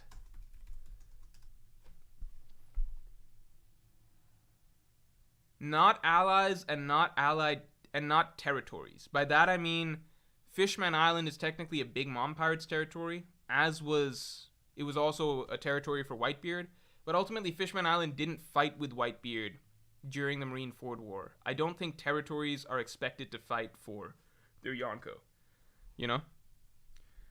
So we'll do, but not allies or territories, okay? And then, yeah, best version of each crew, fleets allowed, but not allies or territories. Let's just say that, okay? I'm just going to do a poll. I see a lot of both, but let me do a poll. Odin on Whitebeard or Roger? Roger's crew. Whitebeard, Roger, both.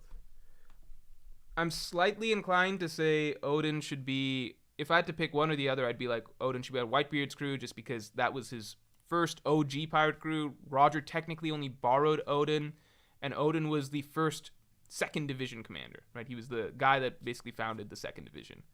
He was the OG 2nd Division commander. But people are saying both. I don't think there's an argument for Odin being on Roger's crew over Whitebeard's. It's just the... Yeah, like, I mean, Odin... Yeah. You know, like Izzo and stuff, they were on, like Izzo was left on Whitebeard's crew. I feel like Odin has more of its fingerprints on Whitebeard's crew. Like the 2nd Division is Odin's division, you know? Okay, but people say both, so we'll do both. Oh, let's get the stream likes to 400. It still hasn't happened. Fleets allowed, but not allies or territories, right? Okay, so with Roger's crew, that's kind of crazy then, because we got Rayleigh, Odin, Scopper. I think these are the only notable members, right?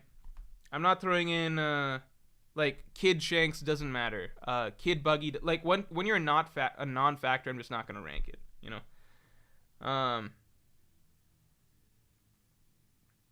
So Rayleigh, Odin, Scopper. Rayleigh, Odin, Scopper. There's no other notable members from Roger's Prime that we know of, right? Like, I'm not putting fucking Crocus, right?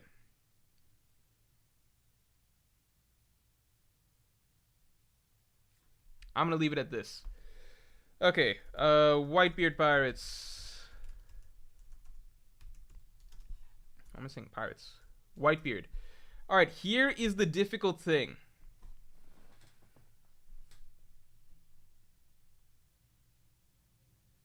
There are 3 versions, all right? So, we're only going to pick one, but we're going to pick one right now. So, there is Prime Whitebeard.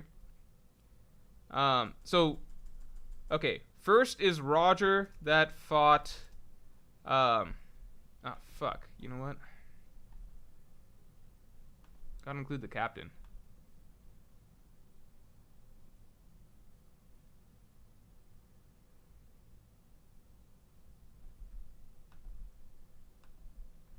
Roger, Rayleigh, Scopper. Roger, Rayleigh, Odin, Scopper, right? Okay, so that's it. No, I'm confusing this. Okay. Okay, so we're gonna have a mini poll here, right? Real quick to figure out which version of Whitebeard are we using. So just follow along here, right? So version 1 of the Whitebeard Pirates, Whitebeard that fought Roger. Okay, so this was Prime Whitebeard, absolute Prime Whitebeard, Odin, young Marco. Yeah, it was Odin, young Marco, young Jozu, I think young Vista, Izzo, young Izzo, something like that, right? But it had Prime Whitebeard and it had Odin, right? Then we had Whitebeard, King of the Seas. This was the era of Whitebeard, I guess, like, let's say, like, during the Great Pirate era. So, this was, Roger was gone, but it was before Whitebeard became old. So, not like, 2 years, like, you know what I mean? Like, not like... like imagine Whitebeard 5 years back, 10 years back when he was considered world's strongest man, probably strongest crew. Okay. Whitebeard, Marco, Jozu, Vista, I guess we say Thatch. Those are probably his big guys. I'm not even going to count Izzo. Izzo's just not a factor. That's significant enough to count. Okay?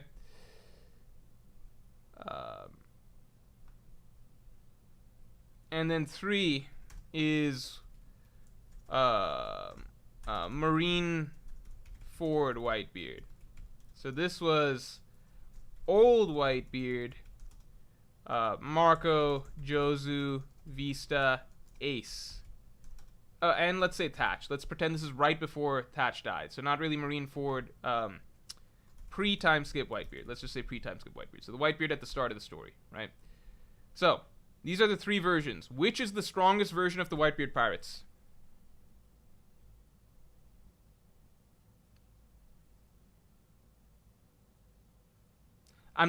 Here's why I'm not putting Blackbeard. Because Blackbeard, during his entire time on the Whitebeard Pirates, we don't know how... One, he didn't have his fruits and stuff like that. We don't really know... We have no way of gauging... Like, it's just too much of a question mark. But the more, like, how to gauge Blackbeard without his fruits and stuff like that, you could say, oh, he gave Shanks a scar, but we don't know how he gave Shanks a scar. All Shanks said was that he didn't have his guard down, but that could mean a million different things, right? And most importantly, that was young Shanks, like young Shanks. We don't know how strong Shanks was at that point in time. We know that Blackbeard at Marineford still believes it's too early for him to fight Shanks.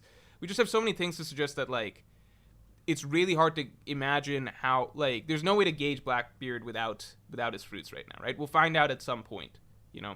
We'll probably find out at some point how he scarred Shanks, and we'll get a better idea of that. But here's the bigger reason I'm not counting Blackbeard. It's because Blackbeard, when he was on Whitebeard's crew, all this time, he was sandbagging. He was never going to reveal how strong he was. You have to imagine Whitebeard being on Blackbeard being on Whitebeard's crew was just the fake version of himself, right? He was never going to try. He hid his strength. He didn't want to be revealed as a division command. He didn't want to be promoted to division commander or anything like that. He wasn't a true member of the crew, and it wasn't the true version of himself. So just imagine that. Okay, so we're going to vote. Which version of the Whitebeard Pirates is strongest? Let me make a case for each before we vote, all right? This was obviously the most... Version 1 is the best. It's the most top-heavy, right? It's the most top-heavy, because you've got Whitebeard at his absolute best, and you've got Odin, right? Odin stronger than basically, like... Odin is basically... It's fucking Odin, right? It's ahead of... Like, he's a Conqueror's Hockey user... Advanced Conqueror's Hockey user. It's fucking Odin. Like, there's not much to say. Odin is stronger than, you know, like, Odin is the strongest crewmate that Whitebeard ever had. Ace at some point would have passed Odin, obviously, but Odin is the strongest crewmate that Whitebeard ever had. Without a doubt. There's no question. Like, Odin was the only, like, Odin cracks Kaido's top 5. Odin was the dude that, like, impressed the shit out of Roger, impressed the shit out of Whitebeard. Like, just Odin, there's a million stories about him. Like, you can't... Odin was the reason that the world government, like, remembered how strong the samurai were. They, like, still talked about, like, the legendary samurai Odin 20 years after his death. Odin is just the strongest character that was ever on Whitebeard's crew. And on top of that, you had Prime Whitebeard. So, version 1, the crew overall was the weakest. But at the top, it was by far the strongest, because you had Whitebeard at his very best, and it's the only time that Whitebeard had, like, a guy that you would say is, like, worthy of being, like, a Pirate King's first mate, like a Rayleigh. Like, he had Odin, like, right? Like, Prime Odin, like a legendary figure in his own right, you know? No disrespect to Marco, but Marco's not quite there, you know? Shreya saying Odin's at least Rayleigh level. I'm not trying to scale Odin to Rayleigh or anything like that. We really don't know how that would go. It's not worth getting into, but there's just so much hype around Odin, you know? There's not much to say, right? Like, Odin was impressing the shit out of Whitebeard in their very first clash before Odin even left the island, so that says a lot. So, all that being said, you know, John Smith is referencing things with from the anime. The anime is not canon. It makes up filler scenes for these fights. It is not canon in any sense of the word. It is not canon. The anime is not canon. We're going by what happened in the manga. We're not going off of random filler scenes. In random filler scenes, Peckhams is stronger than Sanji. Did you know that? If you go watch Whole Cake Island, Sulong Peckhams beats the shit out of Sanji. The anime is not canon. Its filler scenes are never canon. We are never referencing filler scenes in this stuff. Key is saying Marco disrespect is crazy. No, Marco is probably just about as strong as like a normal Yonko first mate can be. But Odin was beyond that level. He was an advanced Conqueror's Hockey user. He was the only dude to ever scar Kaido. He cracked Kaido's top 5. He's like a samurai that Roger heard of, that really wanted to see. He was a samurai that left such an impact that the Marines still talked about him 20 years later. There's just a million, like, from his very first clash with Whitebeard, which was before Odin even really became a lot stronger through his travels, even in that first clash, Whitebeard was impressed and honestly sweating from that first clash. Not that Odin was stronger than Whitebeard, but you get what I'm saying. He's on a different level from Marco, right? So, anyway, version 1 is the most top-heavy by far. Most top-heavy by far. You got Whitebeard, like Prime Whitebeard and Odin. But then you got young Marco, young Jozu, young Vista. Then this is probably the most normal version of Whitebeard's crew. Whitebeard probably a little older, not as strong as he once was, but still probably just considered strongest in the world. Doesn't have Odin, but you've got Marco, Jozu, Vista, and Thatch, like, all old now. You know, like, they're probably at their prime level at this point. And then post-time skip, or sorry, pre-time skip Whitebeard. Whitebeard Pirates. Whitebeard is weaker, but now he gets Ace added to his crew. So what's the best version? Let's start a poll. Which version of Whitebeard Pirates? 1, 2, 3. Basically, the way the Whitebeard Pirates works is that it becomes more balanced over time. Like this squad of Marco, Jozu, Vista, Ace, Thatch, right? That's probably like 5 commanders that are like that on any other crew would be considered a top 3 commander. You know what I mean? It's just that Whitebeard himself is on the decline there. Okay, people are voting version 1. People are voting version 1. Version 2 seems close. Let me see some arguments real quick. Power Vision is saying 2. Virgil Hawkins, thank you. Missed 1 month membership from Leo Recto. My bad. Okay, Leo Recto says, hey, Mr. Morge, happy to see you again.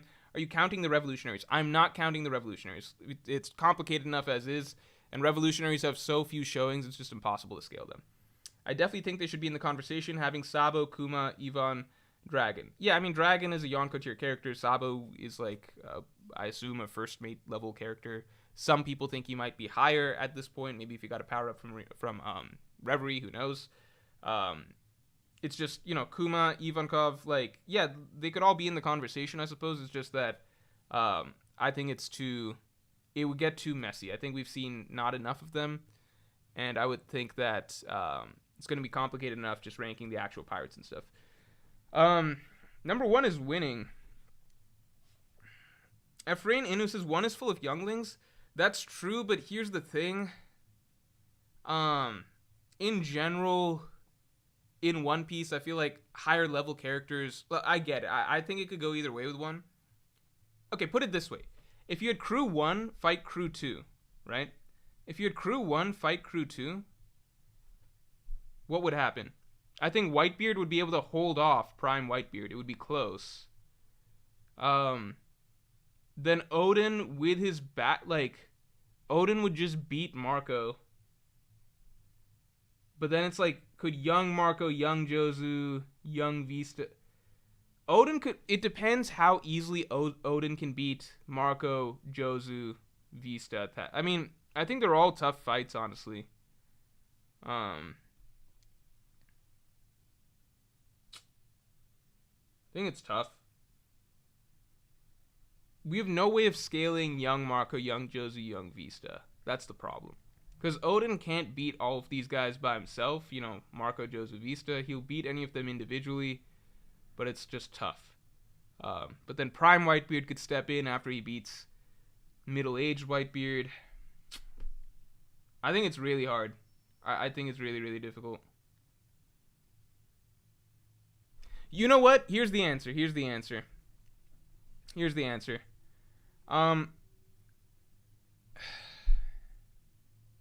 Nah, I don't know what the answer is. Crew 2 swarms Prime Beard with number. That's the other thing. Crew 2 has more divisions, I think, at that point and stuff. So just more numbers. I think Crew 2 could...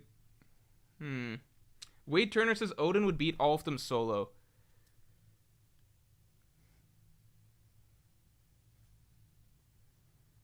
Odin is really fucking strong. That's the thing. Odin is really strong. There is the argument that Odin probably wasn't at his full final strength at the time that he was on the Whitebeard Pirates, because he had a few more years on the Roger Pirates to get up there. But like, there's no way to spin it even before, like literally before he set foot on the Whitebeard Pirates crew. Like before that, right? I mean, look at this shit. Like,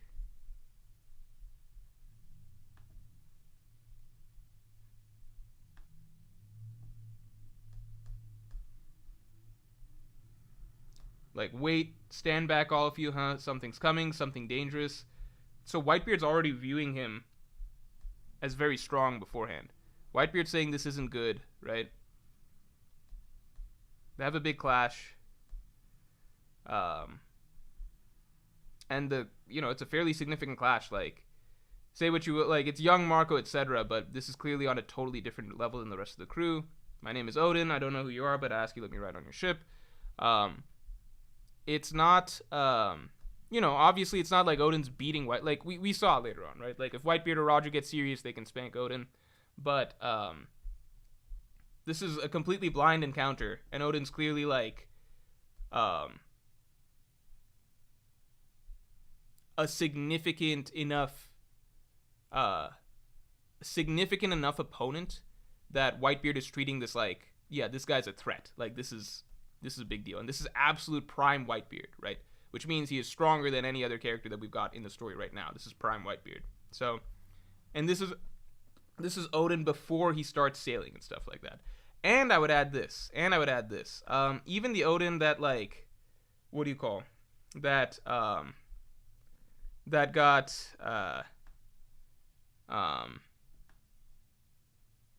the Odin that was at the tail end of his career with Whitebeard, right? At the very end of his career with Whitebeard. Like, this guy is someone that Roger really wants to fight. So, like, he's already made a reputation that's fairly significant to the point that Roger wants to fight him, right? So it's like, that's a huge deal, honestly. It's like, can you imagine Roger wanting to fight Marco? No, like, people want to recruit Marco. Like, Shanks was like, hey, you join my crew. Big Mom's like, join my crew. Or, like, people want Marco on their crew and stuff like that. But this is totally different, that, like, Roger genuinely views him as like, okay, I'm excited to fight this dude, right? Roger hits him with Divine Departure, and it sends Odin flying, but Odin gets back just fine, right? Like, he's not that far. Like, he is far off in that, like, you see it from their encounter here and everything like that, but it's still, like,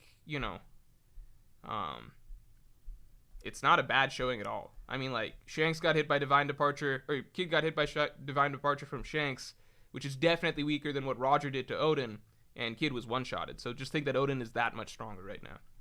Anyway, enough about Odin. What are we going with here? Let me see what you guys have to say.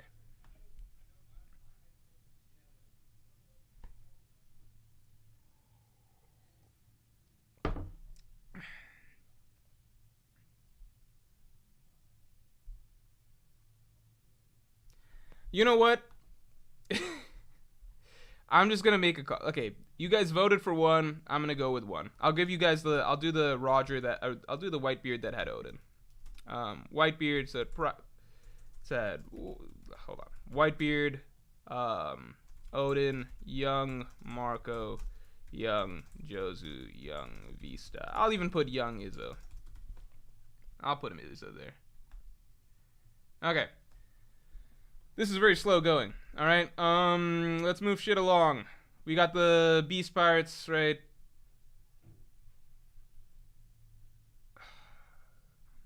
Is there a faster way for me to do this? Hello?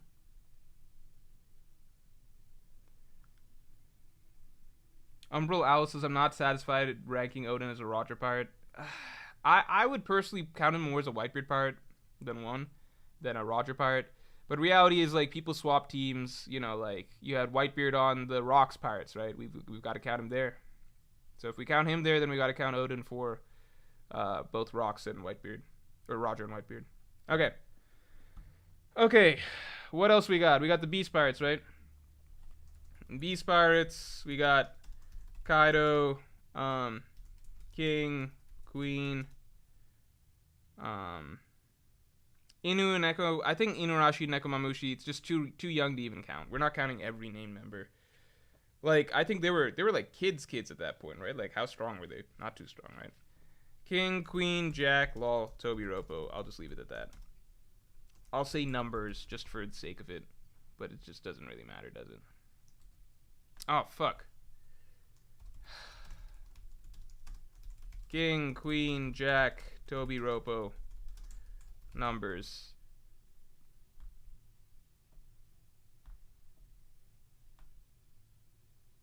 Oh, you know what? I gotta count. This is worth counting. Hawkins and Apu. I think those are worth counting. Hawkins and Apu. So we got that. Big Mom Pirates. We got Big Mom. Fuck.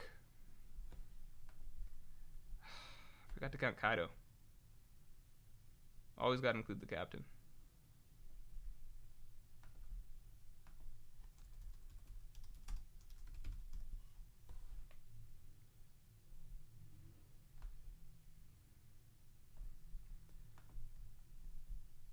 We got what? Big Mom. We got Katakuri. Smoothie. Cracker. Perospero. Snack.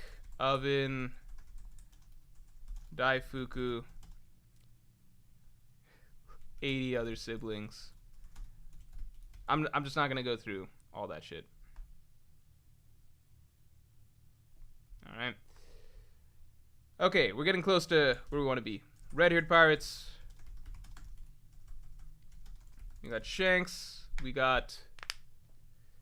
Who do we got? We got Shanks. Ben Beckman. The GOAT. Lucky Roo. Yasop. Others. We don't need to go through all the red-haired pirates. Lucky Roo, Yasop. It's good enough. Blackbeard. We got Blackbeard. Aokiji. Shiryu.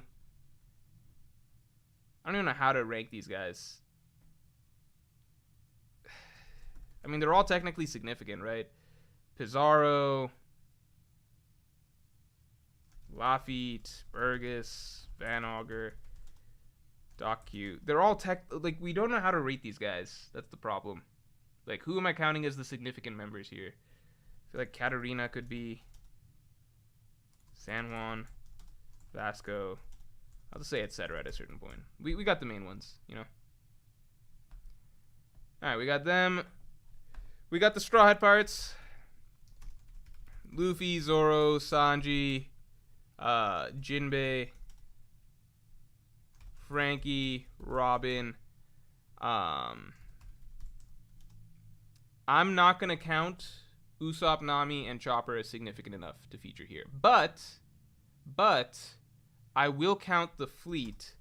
So Cavendish, Bartolomeo,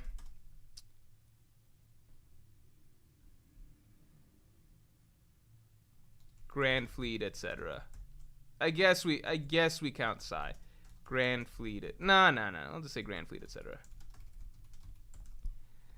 Who else we got?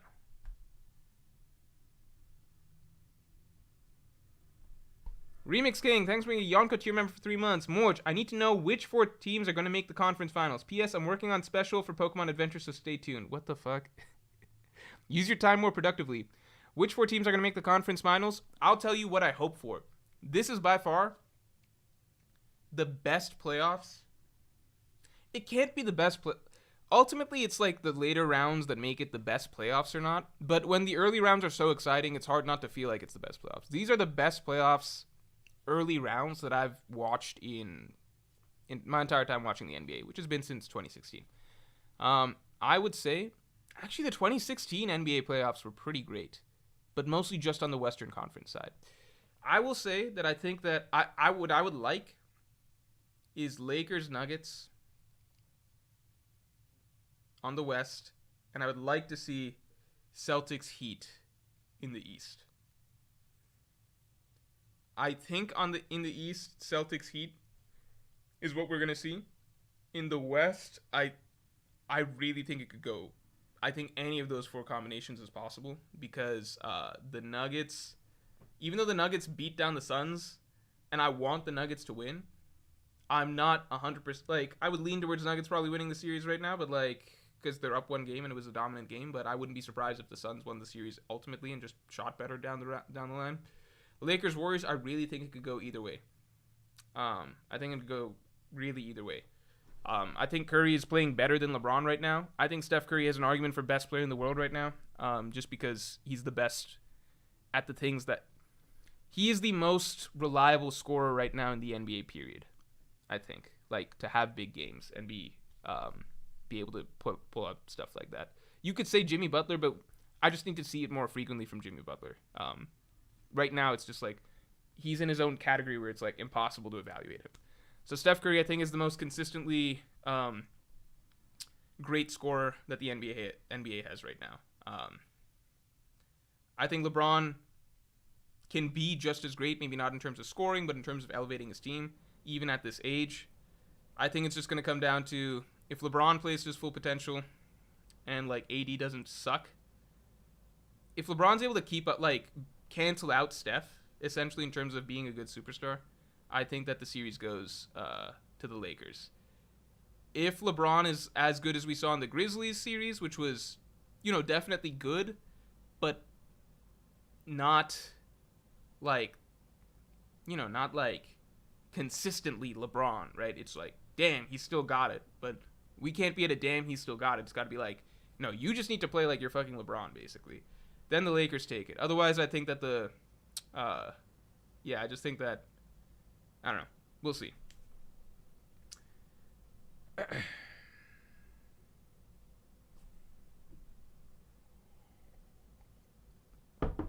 All right, let's move it along.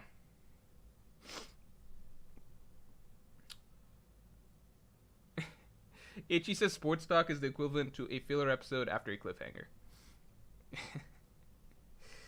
All right.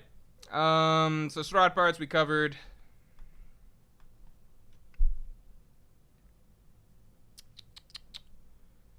Strahd parts we covered. Who else are we throwing? Oh, Cross Guild, duh.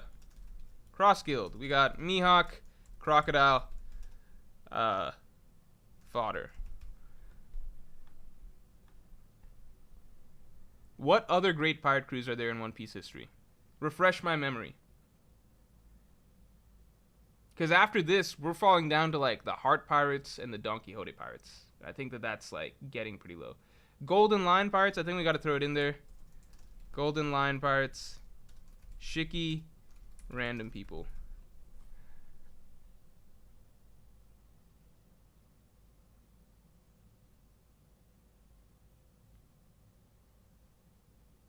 Kid Pirates are a better crew than the Heart Pirates, ultimately, because they got Killer. Kid, Killer. That's all that's worth mentioning. Kid, Killer. Who else do we got? Fire Tank. Sun Pirates are interesting. I just don't know. I don't think Fisher Tiger was all that strong, ultimately.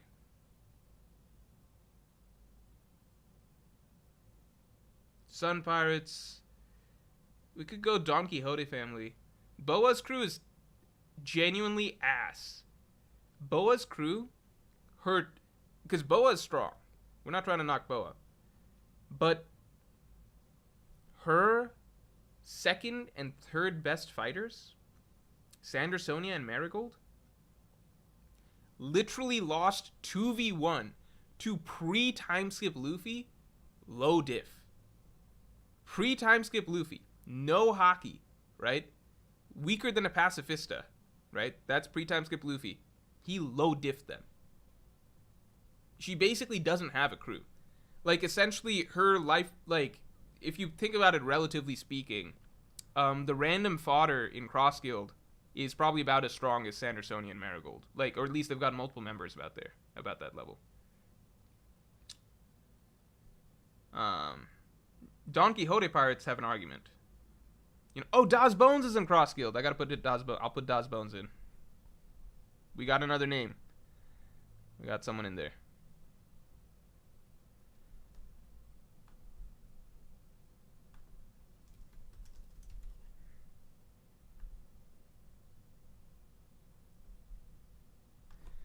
All right. Oh no, the M in Mihawk.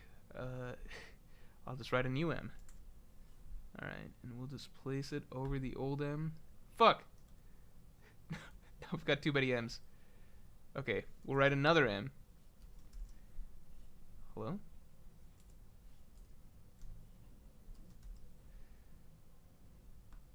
Okay, we carefully...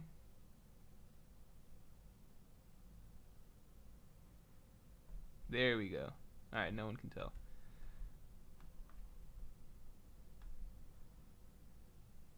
All right. Giant warrior pirates. Dory and Broggy, I'm gonna leave them out because I don't know how the fuck to scale Dory and Broggy. I really don't. I'm just gonna leave them out because it's too much of a headache. Is Richie the Lion in Cross Guild? That's true. We're gonna leave him out, but everyone just remember that he's in there. Grizzly Adams, thanks for the 5. Do you think there's a significance to Dragon's right and left-hand man, Kuma and Ivankov, having dynamics with Luffy's right and left-hand man? Do they?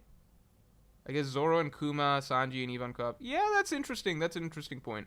I don't really think about Kuma having a dynamic with Zoro.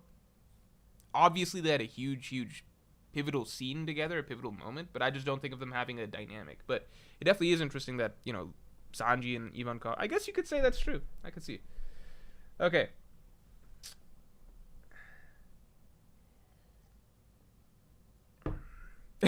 Robin V says, I forgot Buggy. What the fuck? Look, we're ranking strongest crews here, right? I'm just putting who the notable characters are.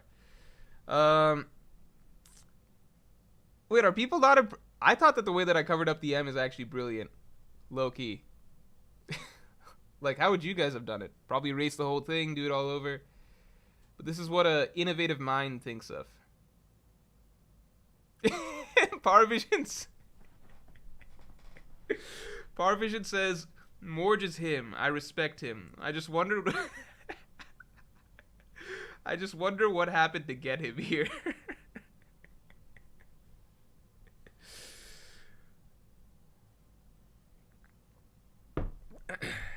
Look, if Buggy does some stuff, then sure, we'll throw him in there. But for the moment, we're good. Power Vision says, Morge, you would use Excel. Am I supposed to use Excel here? Excel would probably be better for this, but this is just more... It's more visually pleasing, I think. Excel makes me feel like I'm doing taxes, like I'm an accountant or something. This is for the entertainment of the people. Nasir Bakari says, thanks for the 2. Jinbei and Capone in the Big Mom Pirates. Jinbei and Capone in the Big Mom. Oh, that's true. Jinbei in his prime was in the Big Mom Pirates. I'll throw him in. And Capone. You're right. Good points. Raychia says, can we rank Enaru? No, he's not in a crew. How do I fit Jinbei in here? I'll just say, oh, I can fit Jinbei. Jinbei, Capone.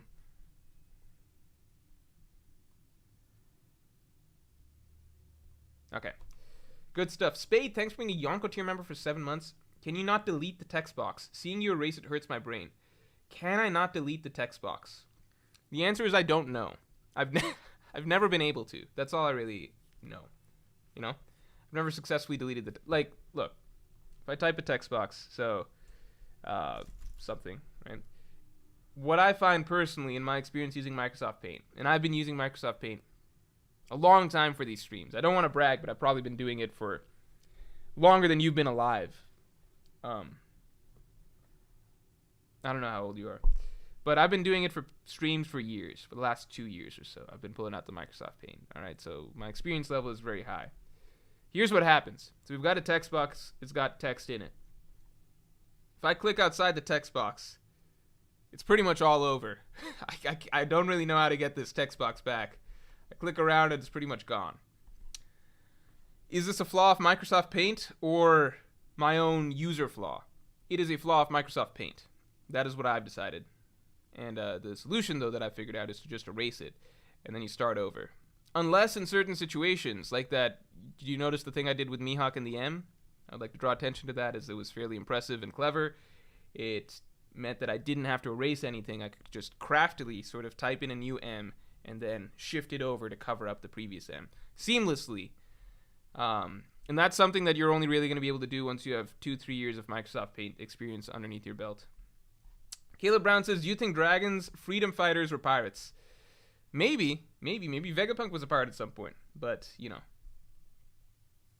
We can't speculate on that. This is all I got. Do we have at least 10 crews here? 1, 2, 3, 4, 5, 6, 7, 8, 9, 10. Oh, we got exactly 10. I also have a feeling that Wang Zi's crew, whatever that was a very strong crew because they were able to hold Rocky Port until the Blackbeard pirates took it. But we just have no idea who the fuck is there.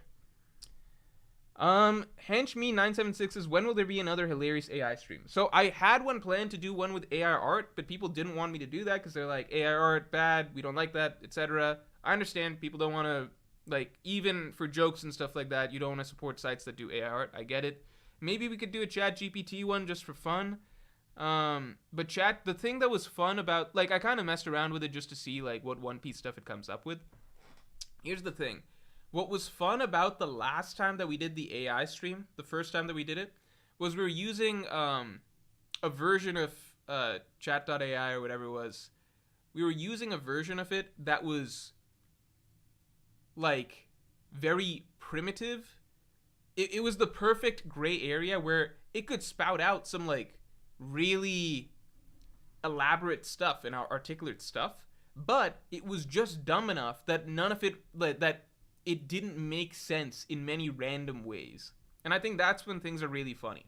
When things are too correct and accurate and tight, you know, like, I think ChatGPT, when I messed around it for a little bit, it gave really, like, really comprehensive and generally very neutral diplomatic answers and stuff like that, and it clearly pulled fairly accurate information about the series. That's not funny. On the other hand, something that just puts out random mumbo jumbo, like, you know, like incoherent sentences, or like Sanji lost his laundry in the soup, or some random bullshit or something, like incoherent sentences, that stuff, like, that's not fun. The AI stream that we did, that was a lot of entertainment for me, and I guess for you guys, was perfect because it would put out stuff like write why the raid fails or something like that. It would put out stuff that's, you could kind of understand where it's coming from, but it's just getting so many little things wrong in little places. It's just like, wait, why is this happening? And I think that's the perfect sweet spot for AI comedy. And I think that I don't really know where we can get that again. All right, we're not going to do the revolutionaries. We're new pirates. Let's roll. Thriller Bark Pirates had Captain John and Ryuma. Yeah, but zombie versions, right? Okay, so in my opinion, I think it's fairly easy. Rocks is the strongest pirate crew. I think that there's almost no debate there. Wait. Let's just make this official. Strongest crew ranking. Okay. So strongest crew ranking. Let's also say over here. Roster of crews. Okay. So the Rocks Pirates, I think, are easy number one, just because we know that we already know what the matchup was. Like, let me just pull up as a refresher. But we already know what the matchup was. It was the Roger Pirates couldn't beat the Rocks Pirates by themselves, as far as we know.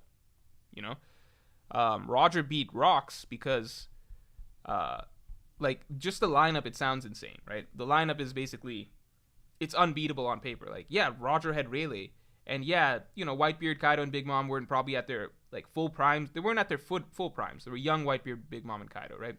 But still, like, it's a crazy, it's just a crazy roster to deal with, right? They're they're a very deep team, right? Young Whitebeard is still young Whitebeard. Still young Kaido, still young Big Mom. They've still got Shiki, Captain John, like, all these legends. Roger's got Rayleigh and Scopper and stuff. That's great, but it was made clear that the reason that, like, it required a team up ultimately, right? It was the Roger Pirates plus Garp. So Garp, we all know at this point, is basically, he's on that same tier of Roger, Whitebeard, Rocks, you know. You might think he's not quite as strong as Roger was, not quite as strong as Prime Whitebeard was.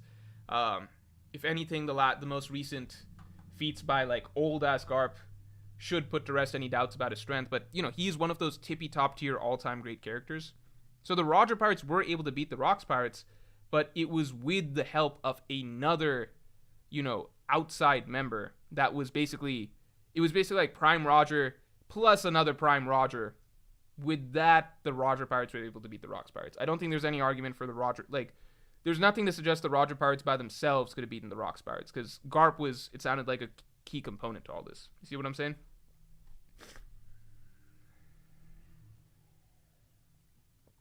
Thomas Chambers, thanks for the 5. Currently using AI to write a paper for college. It's clutch that you're streaming good background noise. All right, good stuff. Wait, don't use AI to write a paper. That makes me sad. Write it yourself. You will gain more out of it. Just write it yourself.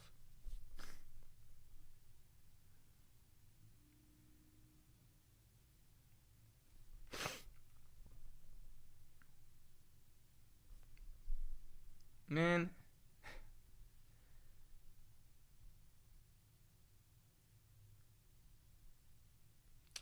You're saying okay, so then the other version is like, that's true. The future version has Odin, but I don't think that Odin is as strong as Prime Garb, so it's a little bit weaker.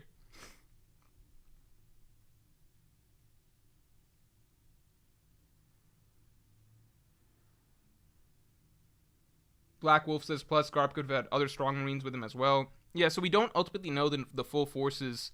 We just know that ultimately it was a combined effort that took down the Rocks pirates, and it just makes sense. They're just too stacked, you know. They're just too stacked. It would be almost absurd if Roger and Rayleigh and Scopper or whoever just took down all these guys, you know. Austin says I used AI for a paper and got 100%. Man, that's sad, dude. Just that's sad. All right. So I'm going with Rocks at number 1. I think that's not controversial. I think that puts Roger at 2, and I think that's not controversial either. Just because there's no, like, yeah, Roger at 2 just makes sense, right? Because we already saw that Roger versus Whitebeard, it was essentially equal. The Roger Pirates versus the Whitebeard Pirates. But then the Roger Pirates took Odin and added them to their crew, so there's just no discussion there. This is where it gets interesting. The Whitebeard Pirates versus... I definitely think the Whitebeard Pirates are third, right? We're kind of just going in order here, but I definitely feel like the Whitebeard Pirates are third.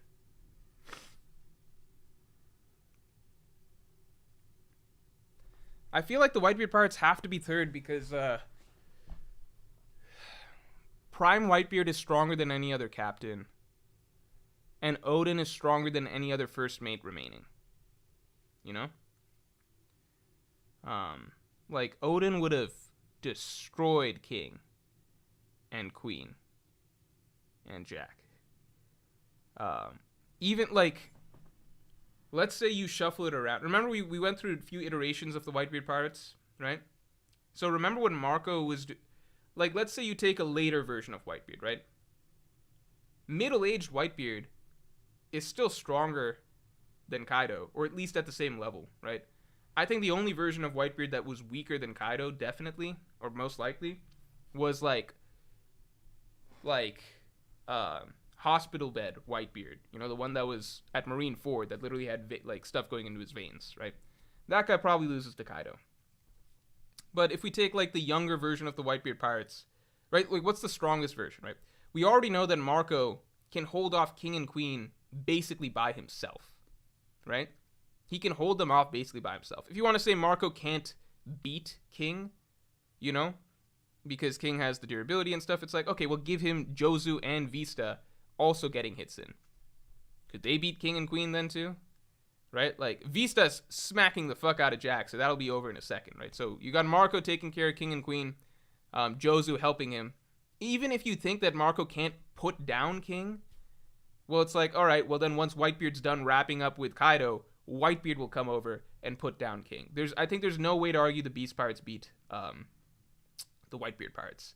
If you have Odin, right? If you have the other version of Whitebeard, so if you have Prime Whitebeard, Odin, Young Marco, etc., Odin will happily hold off the calamities for however long, while Prime Whitebeard beats down Kaido. In fact, you could make the argument you could throw Odin at Kaido, and we know how that goes, while Prime Whitebeard just, like, you know, obviously I think Odin on Whitebeard's crew couldn't beat Prime Kaido, but it would be, he would hold him off. You could literally have Prime Whitebeard eradicate the entirety of the Beast Pirates, like just take out King, Queen, Jack, etc., one by one, while Odin's holding off Kaido, and then Whitebeard walks over and just beats Kaido. I think there's no way to say... I think Whitebeard Pirates take a third. And now from here on is where it gets interesting. Who is stronger? Oh wait, the red-haired pirates. I can't believe I'm why am I comparing here? I'm curious. I put Prime Whitebeard is still stronger than Shanks. I think there's nothing to suggest that. Like, Prime Whitebeard is basically Prime Roger. And Odin should be stronger than Ben Beckman. But I'm curious what people think. Prime Whitebeard. I think it's possible that Shanks turns out to be as strong as Roger or something, but I think that there's nothing in the story at all to suggest that's the case yet. I think so far the assumption is that okay. Yeah, it's Prime Whitebeard is, we would assume that he's stronger than Shanks unless Oda says something otherwise, because that's just what the story's been telling us forever, right? So Prime Whitebeard would beat down Shanks in my opinion. Ben Beckman, I think a lot of us are assuming that he's strong, but there's nothing to really, like, there's literally nothing that would put him above Odin just yet, right? Maybe he's as strong as Odin, but there's nothing to put him there yet, right? Bisrat R says gassing Odin like crazy. No, because the thing is that, like, it's the entire story that gasses Odin. Like, if you read the Wano arc, it's just fucking countless characters gassing Odin, right? Like, you have Kaido, who puts Odin in his top 5. You know, like, there's no way that you can really if you're comparing Odin to captains, right? Like Prime Whitebeard, Prime Yonko and stuff like that, it's like, okay, obviously he's not on their level. But anybody else, Odin has more hype than any of the other subordinate characters, outside of maybe Rayleigh, right? Outside of Rayleigh. Ben Beckman, it's the readers that gas up Ben Beckman, but the only thing in the story so far that, like, really gasses up Ben Beckman, like, we're excited about Ben Beckman because it's like, oh my god, it's Shanks' first mate, and he's so mysterious and cool. But, like, Odin has actual significant characters between Roger, Whitebeard, Kaido, even the Marines like Sengoku and Akainu still talking about him. Like, Odin is a literal legend. It's not really comparable to, we have almost nothing to go off of with Ben Beckman, other than how strong readers kind of assume he is. We do have the Marines stating at one point that Shanks' crew has the most balanced crew out of the Yonko, but that's compared to the Yonko right now. Like, Odin was in the olden era, you know? So it's kind of different. Bunfagum, thanks for the 279. KOH, what? Greater than Ashura, greater than Togen, Totsuka, Zoro is Yonko level. I don't think Zoro is Yonko level, dude. Isis1155 says that, bro, that's Roger Odin. It doesn't matter. Like, we're splitting hairs at this point because the Odin that stepped off of Wano was already freakishly strong in Whitebeard's eyes regardless, right? Yeah, he did get stronger, and, like, I'm not saying it's the same Odin that scarred Kaido or anything like that, that beat Kaido. But even by the time, like, Odin day 1 of his adventure was already, like, a monster, right? That was how Whitebeard looked at him. That was how Whitebeard viewed him as basically similar to him, right? Whitebeard was like, you can't be my subordinate because you're just not that, like, look, like, you're that dude, right? You're not my you can't be my subordinate. It was like, fuck it, I'm gonna be your subordinate, right? You can see from their first clash, Whitebeard's first reactions, how Whitebeard talks about him. Odin is already like Whitebeard's never gonna be looking at Marco like that, or like Joe's, like, those are babies to him, you know? Look at how Whitebeard looks down on even the admirals and stuff. Whitebeard just almost never shows respect to people throughout the story, as far as we've seen, right? It's very, very rare. Right off the bat, he was showing respect to Odin. Odin only got stronger from there. By the time it was time for Odin to switch off Whitebeard's ship to Roger's ship, right? By the time it was time to switch off, Roger had also heard of Odin, and Roger specifically wanted to go fight him. That's like a totally different level than like a Marco or something like that at that point. You think Roger would be like, oh, King? I can't wait to fight King.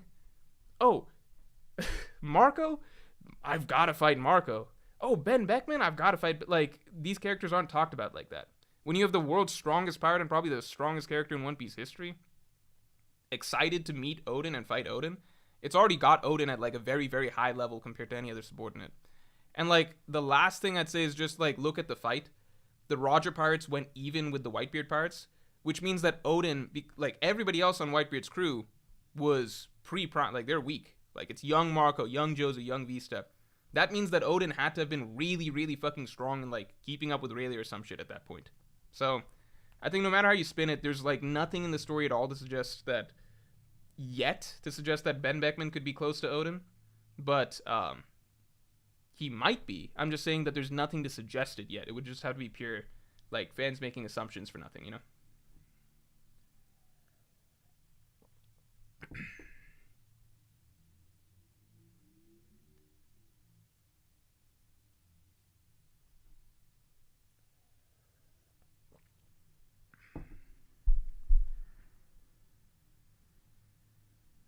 I think the Prime Whitebeard being above Shanks, Odin being above Ben Beckman, to me that indicates, I just can't see, I think ultimately Whitebeard parts go above the red-haired parts.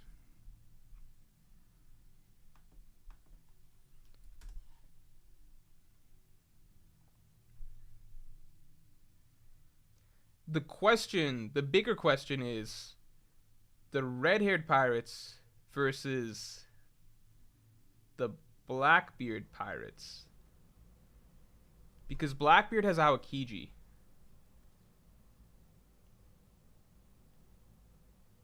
Blackbeard is Aokiji.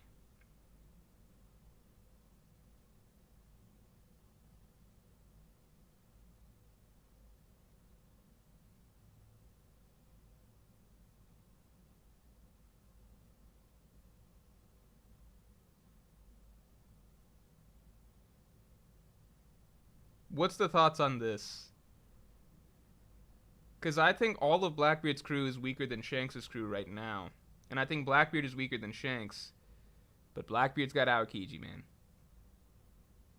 Here's my take, if I had to give a take real quick. I'm biased towards the... I feel like it's possible Ben Beckman could hold off Aokiji long enough for Shanks to take care of Blackbeard. But it's just like Blackbeard's got so many strong... Like, we just don't know enough about Shanks' crew to really say. Because he's got Shiryu. He's got Pizarro, who's a literal island. I think the Blackbeard parts might be stronger than the red-haired parts. Shreya says Shanks holds Whitebeard, Ben holds Odin, Lucky Roo claps the entire remaining Whitebeard parts.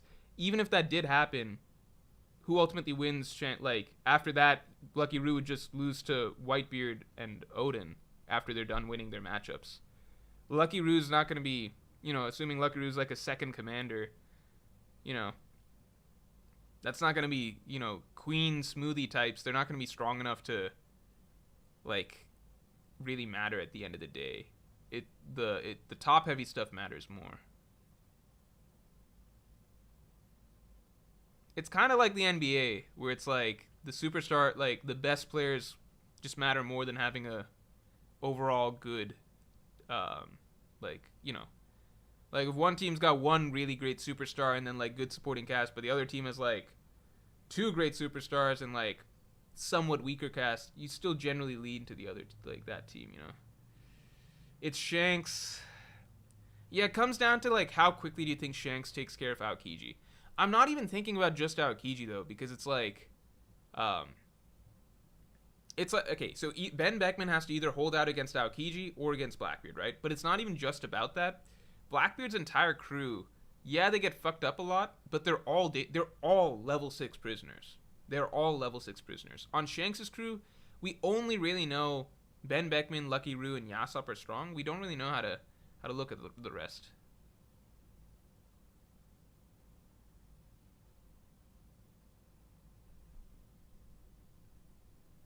Come on, Ben Beckman gotta be around admirals. Why the fuck would Kizaru not just destroy Benny and Marine Ford then? But that's like saying, why didn't Kizaru just kill all the Yonko commanders at Marine Ford? At the end of the day, like, Ben Beckman pointed his gun at Kizaru. Kizaru stopped for a second, but then he just continued on his business. So really, it's the other way around. Like, Kizaru just kept doing his job. His job wasn't to fight Ben Beckman. It was to kill the escaping pirates and stuff.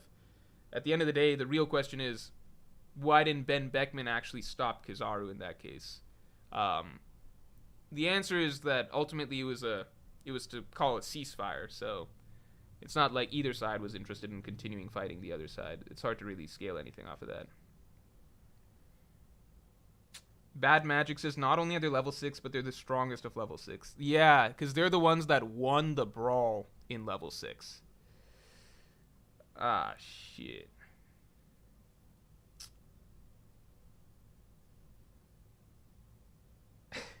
I'll just do a poll. Why am I not just doing a poll? I think part of the problem is I feel like people will just vote for their favorite rather than thinking about it. Pirates versus Blackbeard Pirates.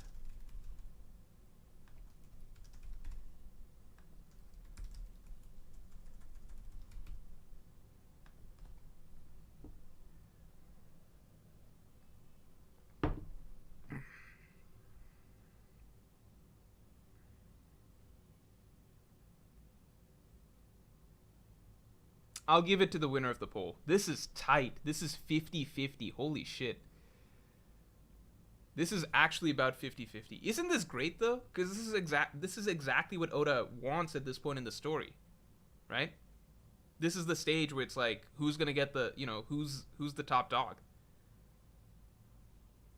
It's supposed to feel like, and we know that the red-haired pirates and the black-beard pirates are on a collision course, so it's supposed to feel very, very, very close. It looks like the red-haired pirates take the poll. I'll give it 5 more seconds. 5 more seconds, right? 5, 4, 3, 2, 1. Red-haired pirates take it just barely. I'm fine with that. I think that's possible.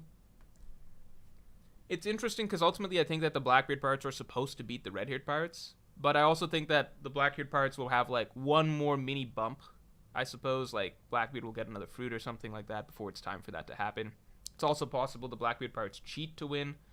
And this ranking is supposed to be more so in a straight fight, So let's put red-haired. Let's put red-haired pirates. Let's put Blackbeard pirates at 5. And I'm going to put Straw pirates at 6. I think that's fair.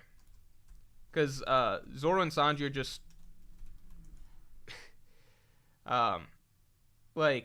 it's just too much, I think. I think having Luffy, Zoro... Yeah, I think it's fair to have Straw Pirates at 6, right? Because Luffy... Look at the remaining fighters, right? Kaido and Big Mom, right? Even if you think Kaido and Big Mom are both stronger than Luffy, he's in the same tier. We've seen... He's in the same tier, right? So they're gonna hold each other off, right? So those fights are just taken care of for a while. We already know what happens with Zoro versus King, Sanji versus Queen. Especially with their new power-ups, they're going to beat them really fast. With their new power-ups, they'll be over pretty quickly. Jinbei could hold off Jack. It's crazy. The Straw Pirates didn't even ultimately go all out over the course of the Wano arc because several of them just didn't even, get involved in fights. Brook kind of held back. We know how...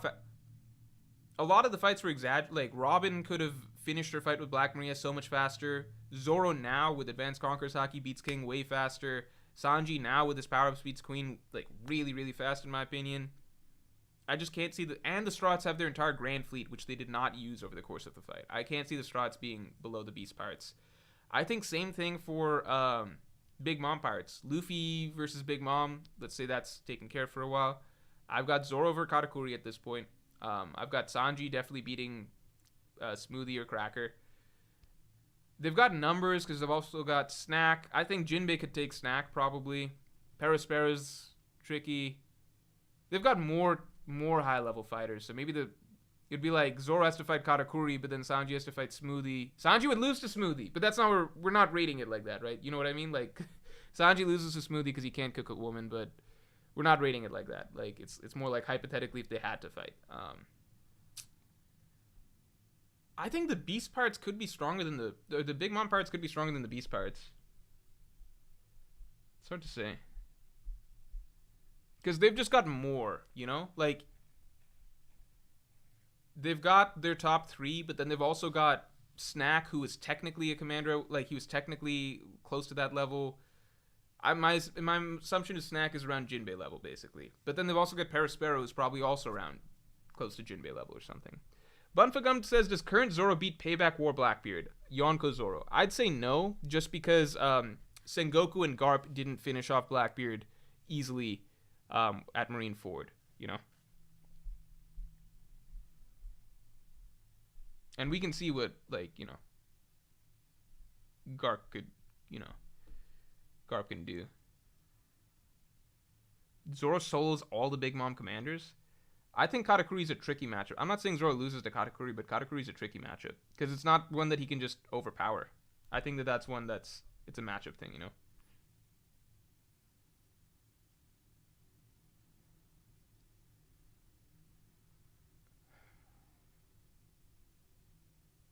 Umbral says there's a reason Big Mom's whole crew wasn't at Wano. It would have been too much.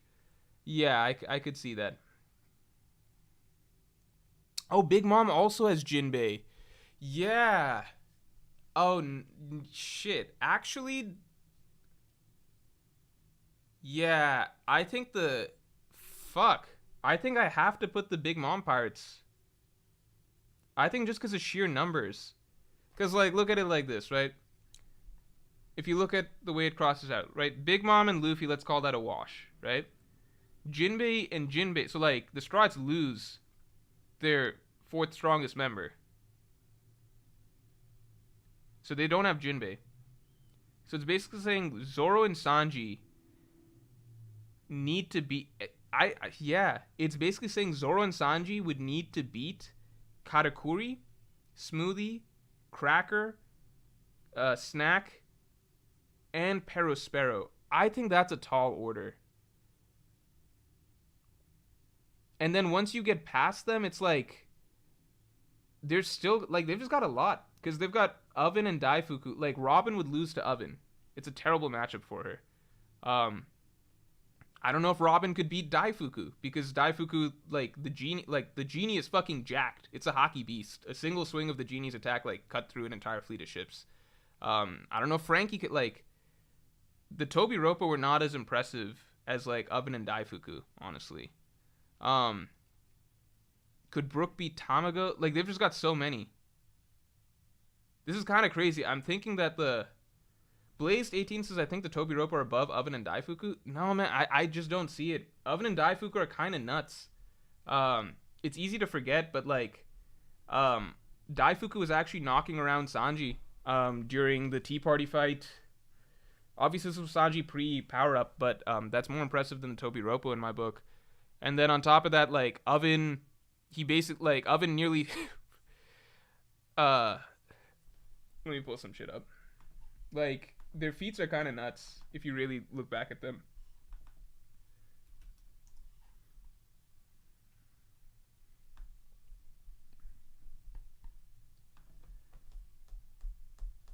Let's see.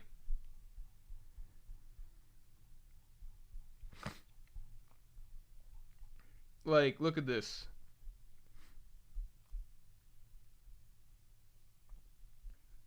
Like, this is Wadatsumi, who's obviously not that strong, but it's still like beating Wadatsumi was like it took some like it wasn't a well, no, Wadatsumi's not strong obviously overall, but like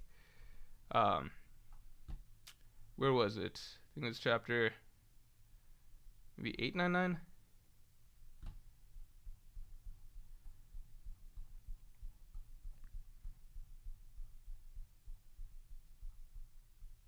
I mean, maybe it's chapter 900.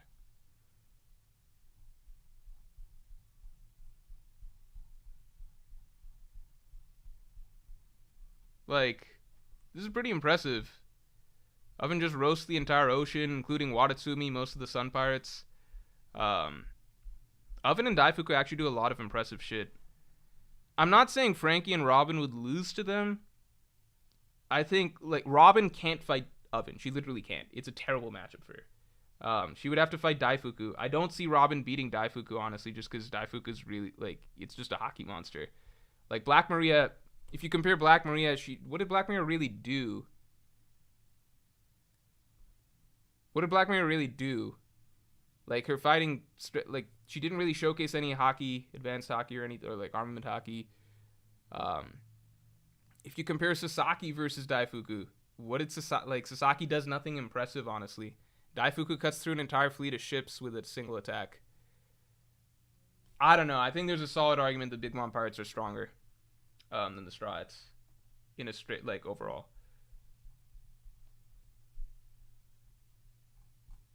Because the problem is they have Jinbei. So Jinbei cancels out. That's the tricky thing. Jinbei cancels out.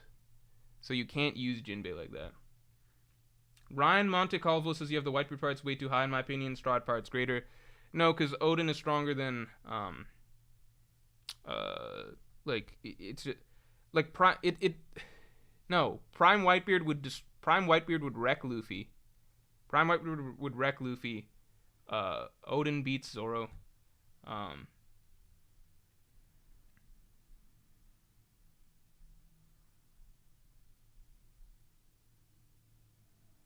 Bunfagum says ulti made RT Luffy consider gear 4th. Stop the downplay. That's true. That's true. That's true, but but it's just like if you replay it, right? Beast Pirates, right? You like Luffy and Kaido, let's say they're holding each other off. Like ulti is really strong for the Tobi Roppo, but at the top levels, like we already know Zoro's gonna destroy King, Sanji's gonna destroy Queen. They'll probably do it so easily they can just go team up and take care of Jack like immediately after. Like just from the top down, they just start losing pretty quickly. Jinbei beat Huzu without much trouble. Robin, if she starts off with Demonio, like if they were fighting just to win, like right off the bat, Robin takes care of Black Maria right away. So like yeah, ulti's still impressive, but like she's just gonna get run the fuck over once everybody else is just done with their fights pretty quickly, you know? Like you could toss ulti into the Sanji Queen fight and it probably doesn't change the outcome at all. Papa Dogsucker, thanks for being a Yonko tier member for 7 months. The Usopp Pirates, we're not going to include them because they would be too hard to scale because we don't know how strong the kids have become at this point. Zolden, thanks for the 10. I hope Luffy gives some kind of reason he hasn't used King's Haki against the Seraphim yet. Maybe he feels like he shouldn't have to beat this level of enemy, like he's almost testing himself. We can headcanon that, but honestly, it's just plot reasons. Delta Story says, if we're including Jinbei for Big Mom parts, shouldn't we include Doflamingo for Beast parts? No, because I think Jinbei was literally part of her crew. Like, he wasn't allowed to leave her crew. Whereas Doflamingo is just, he's his own man. He's a business partner of Kaido. I think that's different. Like, Jinbei was forced into her crew via marriage of Aladdin. You know? Luffy has the Grand Fleet. Luffy is the Grand Fleet. Let's say the Grand Fleet help.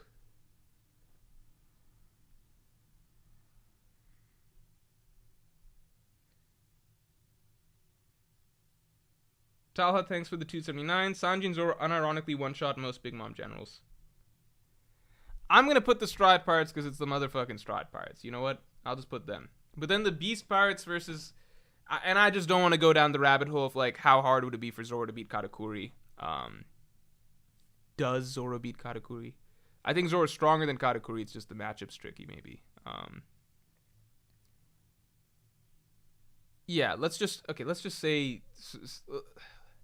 Yeah, it's more... The only reason I'm giving pause is because the Strahd suddenly lose Jinbei. And it's not even like...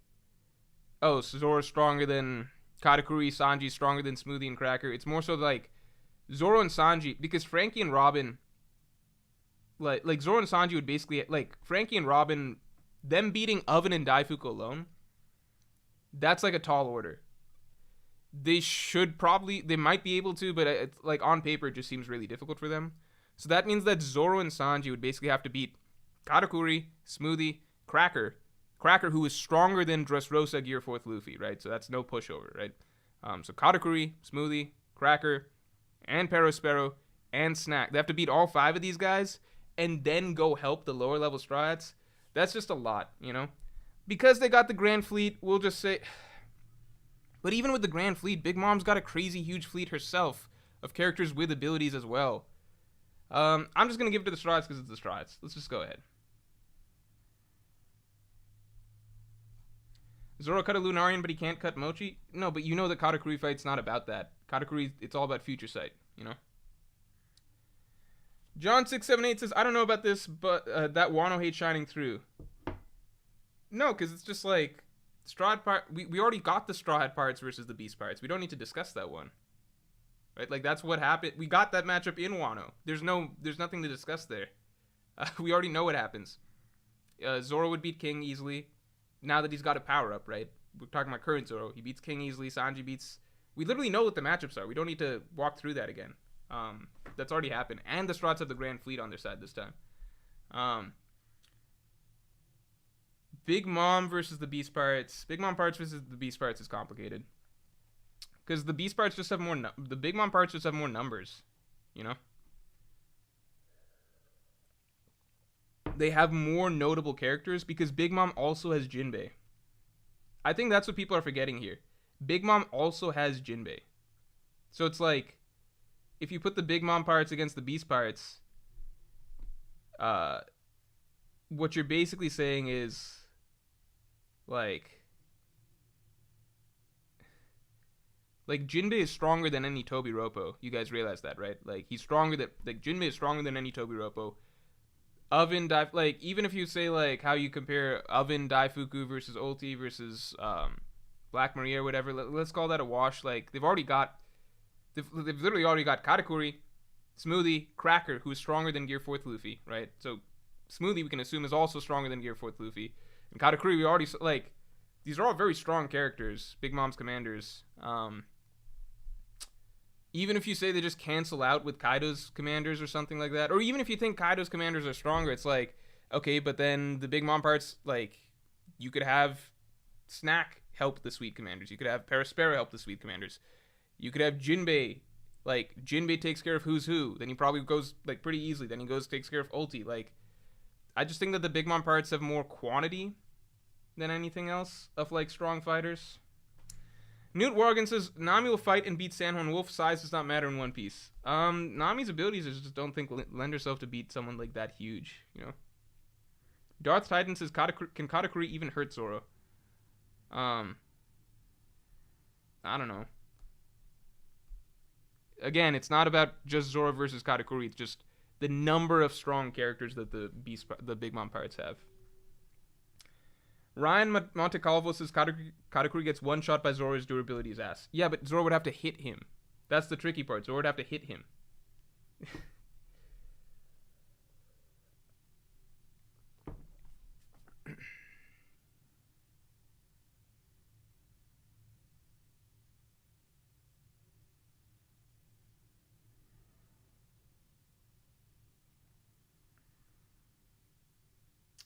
I think the Big Mom Pirates are better than the Beast Pirates. Again, it's not just about, do you think King is stronger than Katakuri? It's not just like, do you think Queen is stronger than Smoothie? I think there's no fucking way Jack is stronger than Cracker. But it's not even about that individual matchup. It's just like, they've just got so many. Like, throw on top of that Jinbei, who is above any Tobi Roppo, right? Jinbei's closer to these commanders than anything else. So they've got Jinbei. They've also got, Perispero, right? Who is being portrayed as closer to Jack in a sense, right? I personally don't put him right there, but he was being portrayed more closer to Jack than to Tobi Roppo, right? Over the course of the Onigashima battle. Oven and Daifuku, who were more impressive than, Black Maria, Sasaki, Page 1, stuff like that. Snack, who was once also a sweet commander and stuff like that. Like, I think just through sheer numbers, you know? Like, Beast Pirates might have slightly better quality, but Big Mom Pirates have more strong characters. So I'm going to go Big Mom Pirates. Then I'm going to go Beast Pirates.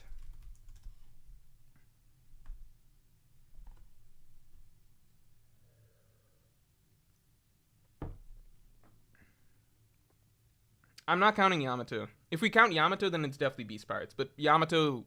Yamato's just not part of the Beast Pirates. She's just she's more so like a prisoner that Kaido happened to have held for a long time, you know?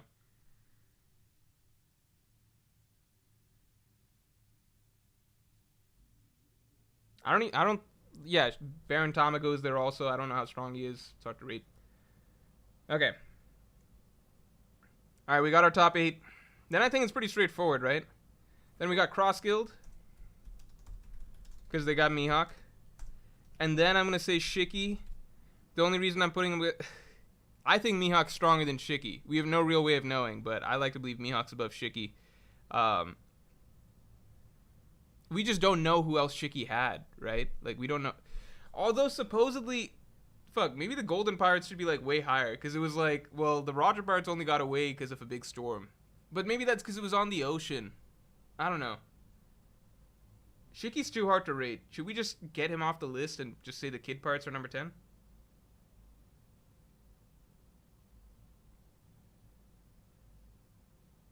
Orion says Joker counts more than Yamato, if anything. Yeah, I agree. Yeah, actually, the golden. Maybe I'm biased against the golden line pirates because it's like we just saw so little. Like we have nothing to we can't we don't know who the fuck was on their ship. We don't know how Roger versus Shiki goes. But if we're being honest, maybe they should be way higher, like way higher up the list because it's like sounds like Roger got saved by a storm, you know.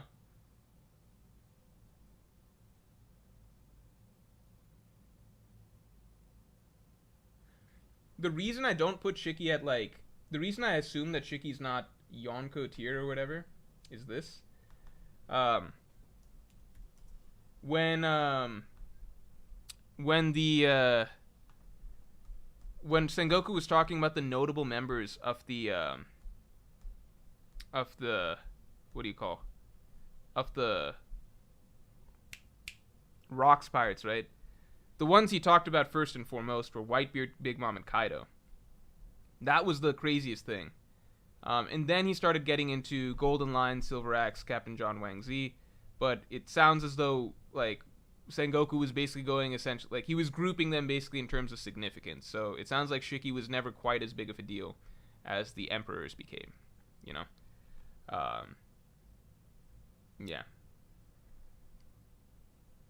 It's also just like if you read Chapter 0, Shiki is very like Shiki is very straightforward and blunt in that like he is weaker than Whitebeard because you end Chapter 0 with Whitebeard and Shiki on the same ship, and Shiki's basically saying like, yeah, you're number 1 now, and he says some stuff, and Whitebeard's like, I'll throw you off the ship if you keep talking or whatever, and Shiki very clearly like is treating Whitebeard like you're the, you know, you're this like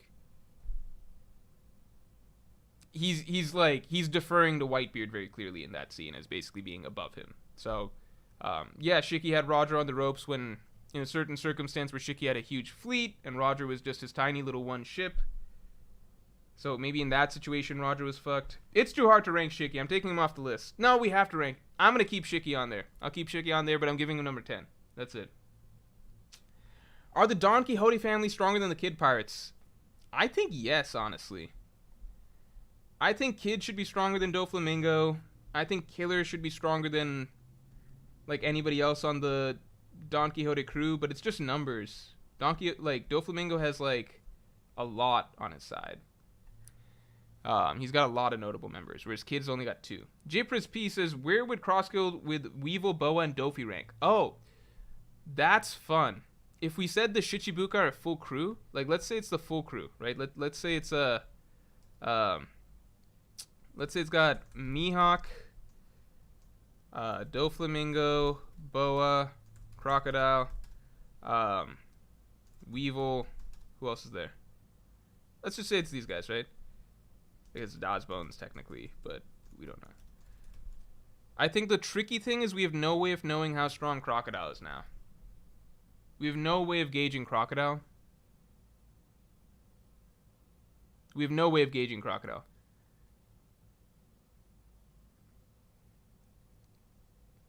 I still don't think they're that strong. Because I don't think Doflamingo is as strong. Like, he's just not on par with Marco, Katakuri, Ben Beckman, King. He's just not on par with other first mates. What would be needed would be Crocodile got a buff and is now as strong as, you know, Marco, Ben Beckman, etc. Or Boa's just too hard for me to rate, so I have no idea. Because, like, there's the version of Boa that just beats you automatically with, you know, the gargoyle shit. Not gargoyle shit, the, you know, the Medusa shit, right? So she could, in theory, beat, like, a bunch of characters just with that. But then the flip side is, like, okay, how strong is she without that? Like, if she has to just straight up fight people, we have no idea how to gauge her. And then Weevil, it's really hard too because it's like he's supposed to be like a young Whitebeard. But what is that? This is too hard to gauge. They could be anywhere on the list. It's really hard to gauge. I don't think they crack like top 3 or something like that, but like they could be really high. Tala, thanks for the 279. Sanji's stronger than Katakuri. Zoro stronger than Cracker plus Smoothie plus Paraspero. Actually that's a probably better way to do the matchups. Yeah, Zoro could run through Cracker, run through Smoothie, run through Paraspero. Sanji could run through Katakuri. It's just like how easy are the matchups? Because in the meantime, the rest of the struts are kind of getting wrecked, I think.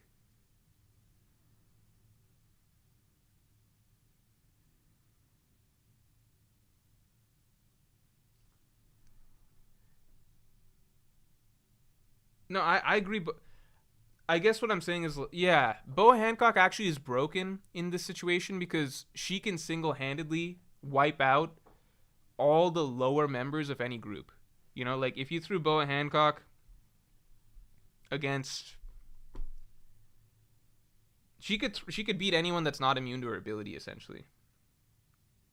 But at the same time, like Blackbeard got her before she could use her ability on him, so there's clearly like smart characters can stop her before she, before she like just wipes out a bunch of people. It's hard to say. I think Boa is just too hard to rate right now. We'll have to wait and see.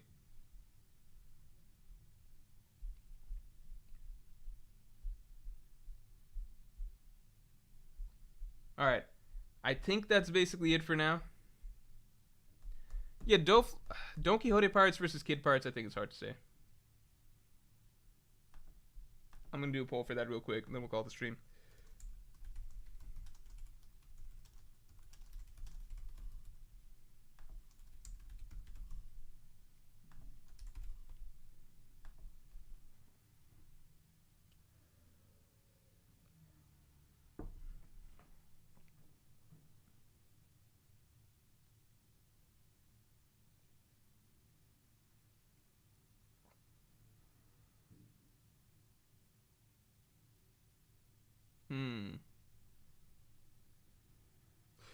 I'll just do this. I'll put honorable mentions.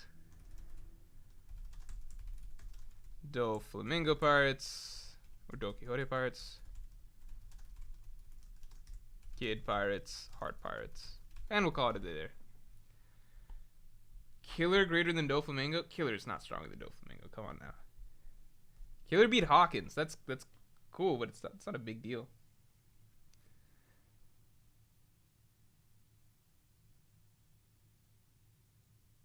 Virgil Hawkins says you could put Captain Kuro versus Kid in a poll and Kid would lose. That's true. That's true.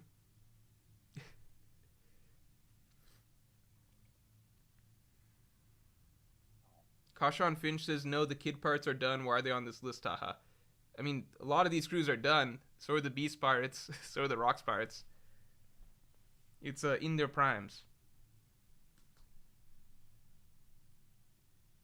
Okay.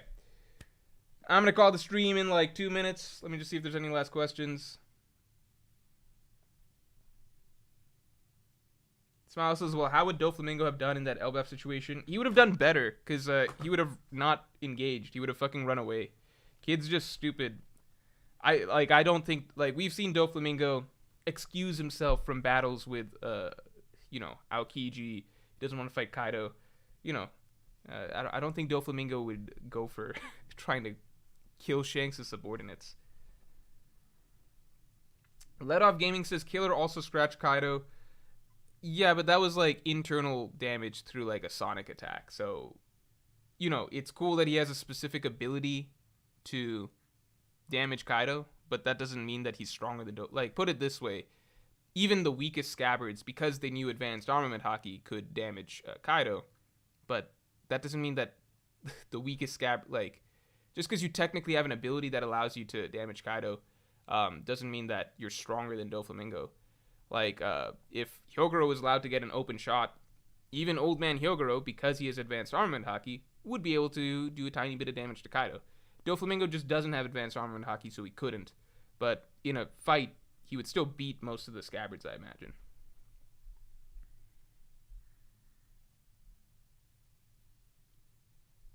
Tyonte Black says that Soundwave move on Dofi would have killed Dofi. Would he have gotten hit by it? Tomahawk PWP, thanks for the 5. I could see Brook being the only... Like, would it have? Because keep in mind, like, Doflamingo, he literally, like... How much damage... He was an absurd damage tank over the course of Dressrosa. Like, he took Gamma Knife, you know? He can fix his internal organs. I think it's easy to forget what Doflamingo was. Just because he doesn't have advanced arm... Like, he doesn't have a particular ability that would allow him to damage Kaido. But that doesn't mean that he loses to people that happen to have a specific niche ability that lets them damage Kaido, you know?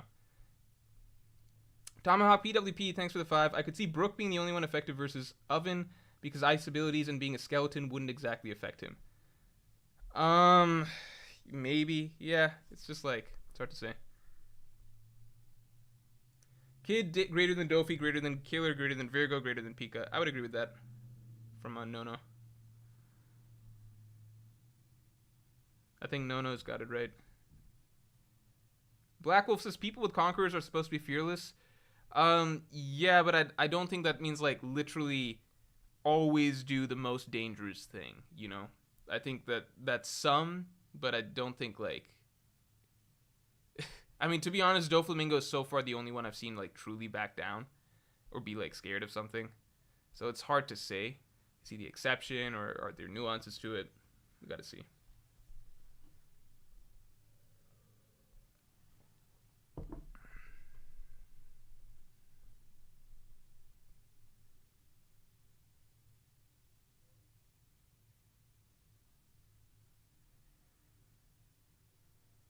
I don't want to get into, like, Killer Sonic Attack versus Gamma. I'm just, like, giving examples, you know? Yeah, Doflamingo is awakened. He can turn the entire environment into strings and stuff like that, you know? Wait, what's Harden doing? No. Are you kidding? There's no fucking way. Are you fucking kidding me? This actually makes me a little happy. James Harden single-handedly beat the Celtics. This makes me a little happy because I feel like James Harden, people talk about how much hate Russell Westbrook gets, and it's true, but like Russell Westbrook gets a lot of hate, but Russell Westbrook also plays phenomenally bad. Like, I think throughout his career, Russell Westbrook, like, he was never a very, like, I think just people love his play style and how hardcore he is and stuff like that, that I think he always gets, like, a lot of, I think he really, really did, like, get inflated in terms of how good of a player he was for a long period of time, just because people love that style. Whereas James Harden was out there, like, literally single-handedly scoring, like, 36 points a game on very high efficiency, putting up like 60-point crazy efficient triple. Like, he was doing absurd historic scoring things. He's the only superstar to actually run that, the KD Warriors in a close 7-game series. You know, just because he fucks up, like just because he's not able to get it over the, like, push it over the edge, and maybe he disappears in some crucial moments and stuff. Like, James Harden is probably the most underrated great player that I have ever seen, and I hated him too. I used to tweet negative things about James Harden too, because no one likes the style of play that he plays. But at the end of the day, he's one of the best offensive players of all time. He's just, people kind of want to bury his legacy and forget about him. I honestly think it's almost the opposite for Westbrook, where, like, it's like he was he's never been a true winning player, you know what I mean? Like, it's just people love Westbrook so much that he kind of got, like the excuses for Westbrook that I've seen over the years are, like, insane. I think it all hit a boiling point where the hate just became too much and people started calling him Westbrick and stuff like that. But I've seen over the year, like, the amount of excuses I've seen from Westbrook in, like, 2018, 29, like, it's kind of crazy. Whereas for Harden, it's the opposite, where he can do crazy, ridiculous stuff that if it was any other player, we'd be like, oh my God, that was an all-time great performance. But with Harden, it's like, fuck that dude. We don't care. Let's forget about this and move on. So I don't know. I feel happy seeing James Harden still good on the Sixers, even though I once hated him. That's about it. That's all I gotta say. I do dislike the Sixers though, and I want them to lose overall.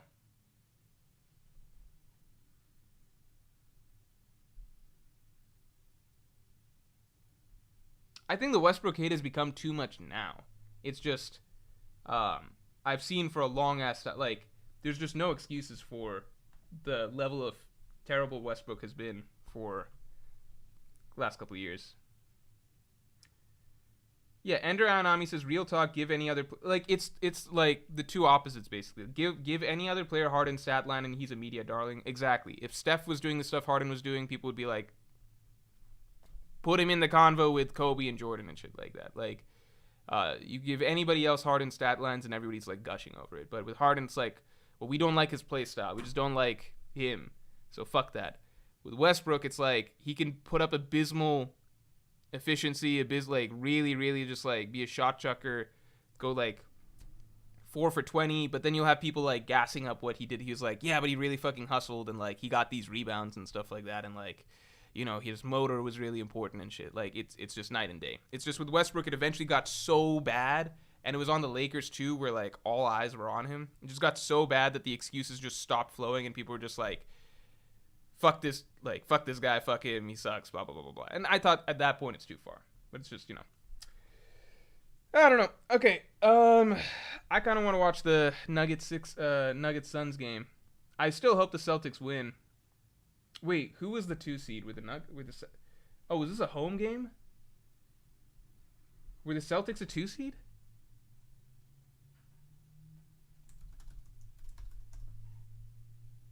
Oh shit. They lost. Oh my god. Damn. That's crazy impressive by James Harden then. That's really, really good.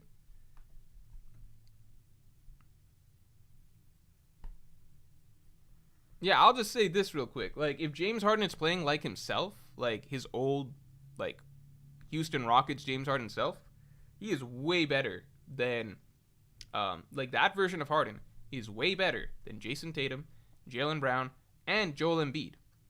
Way better. That dude was a monster. That dude, I feared him winning a championship because I hated his style of play so much.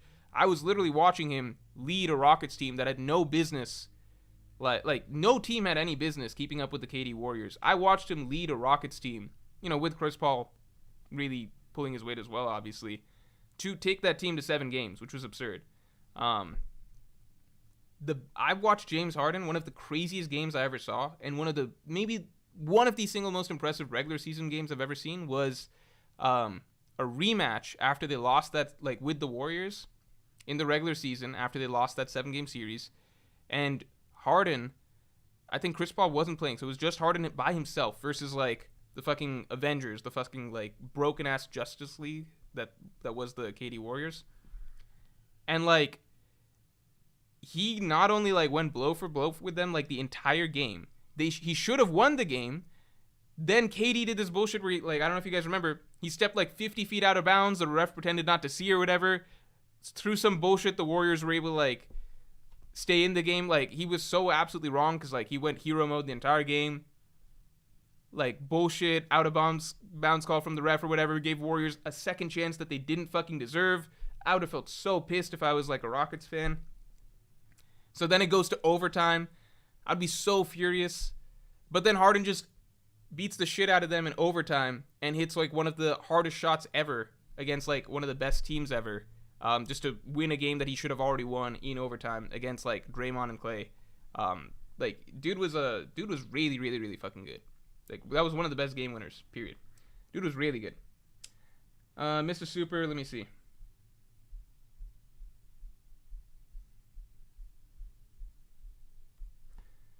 John678 says, thanks for the 2, do the Foxy Pirates beat the red-haired Pirates in a Davy back fight? Yeah, because they would just scheme. They're very good schemers. Davy back fights are their thing. It was a fluke that Luffy won. In a Davy back fight, you always bet on Foxy. Austin says Harden travels hard. I mean, Embiid flops hard. Like, every player's got some shit, you know? Like, Prime Harden is better than any player in the East right now, for sure. Like, Prime Harden is like one of the all-time great offensive engines that the NBA has ever seen. It's just that we pretend he's not, you know. Austin says Harden's a flopper who triple steps. Dude, like, if it worked for years, it worked. At the end of the day, no team was beating that KD Warriors team, but the fact that he was able to lead a team to get very close is really impressive. If it was any other player, we'd be giving them so much credit, you know? Like, if LeBron had managed to take the KD Warriors to 7 games or something like that, we'd be sucking off LeBron. But with Harden, it's like, well, he couldn't do it in the end, and he choked in the end, so fuck him. It's like, no, it's still, you know, it's still impressive. Giannis, though? Giannis is out of the best play. The way Giannis lost that game just takes him out of the best player conversation, period.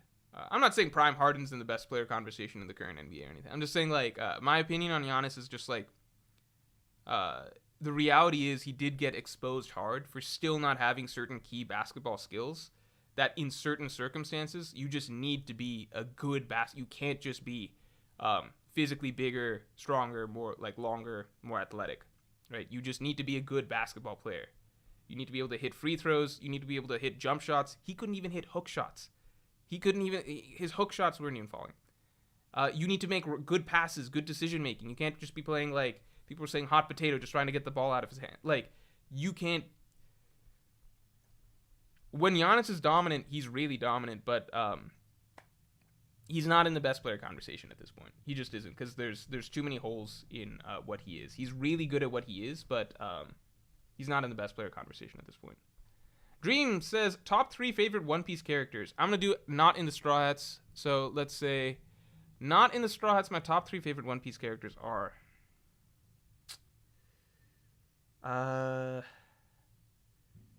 Mihawk. It's really hard, because, like, it's just, there's certain characters from, like, individual islands that I love, like Wiper, but they don't show up in the story again, so it's hard for me to really get... really care about them as much at this point in time. At one point, I would have said Smoker, but not anymore. I would say probably like Mihawk, Shanks.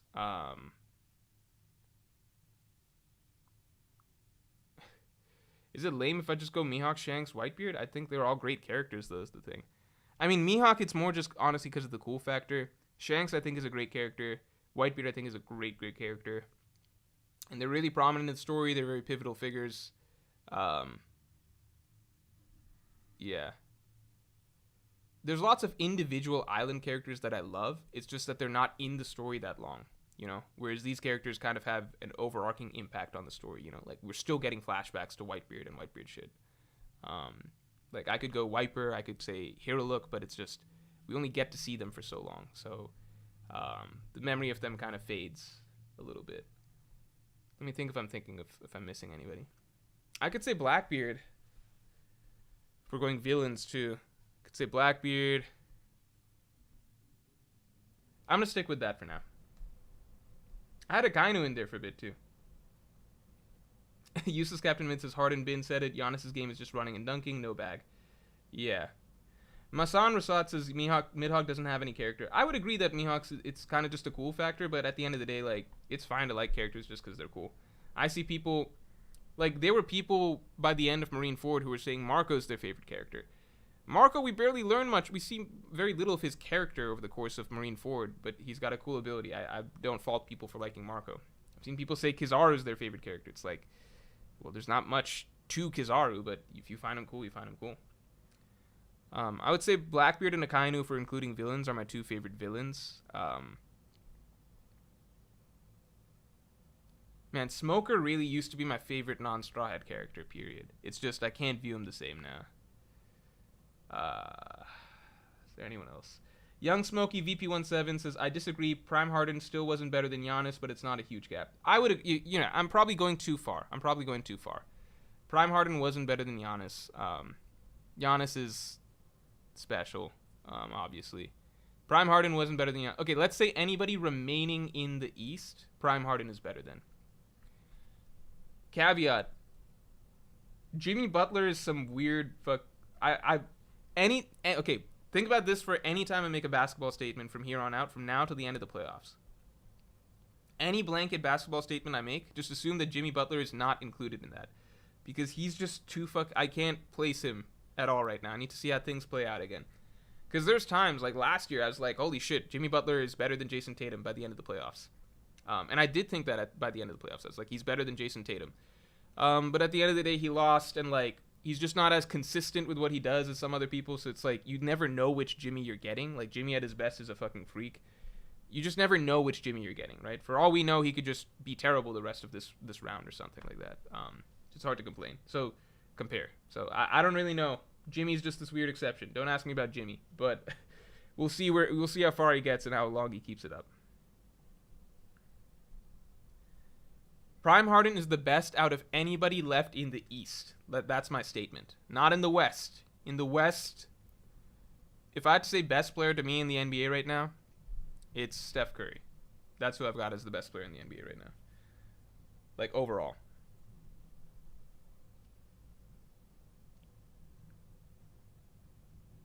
Young Smokey VP17, thanks for the 5. Jimmy Butler is an insane playoff god. His highs are insane, then he disappears.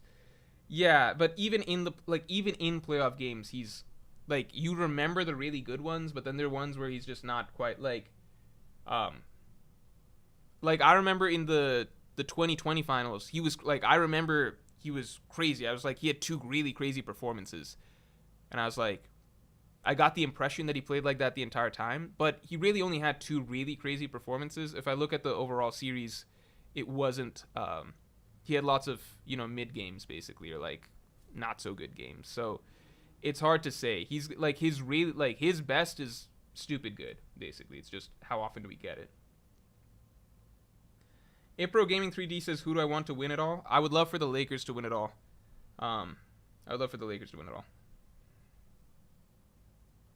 Kevin Amadi says better than Jokic. How do I say this? I'm making this call based, like, it's the playoffs, so my opinion will change basically over the course of it. Who looks the best to me right now is Steph Curry.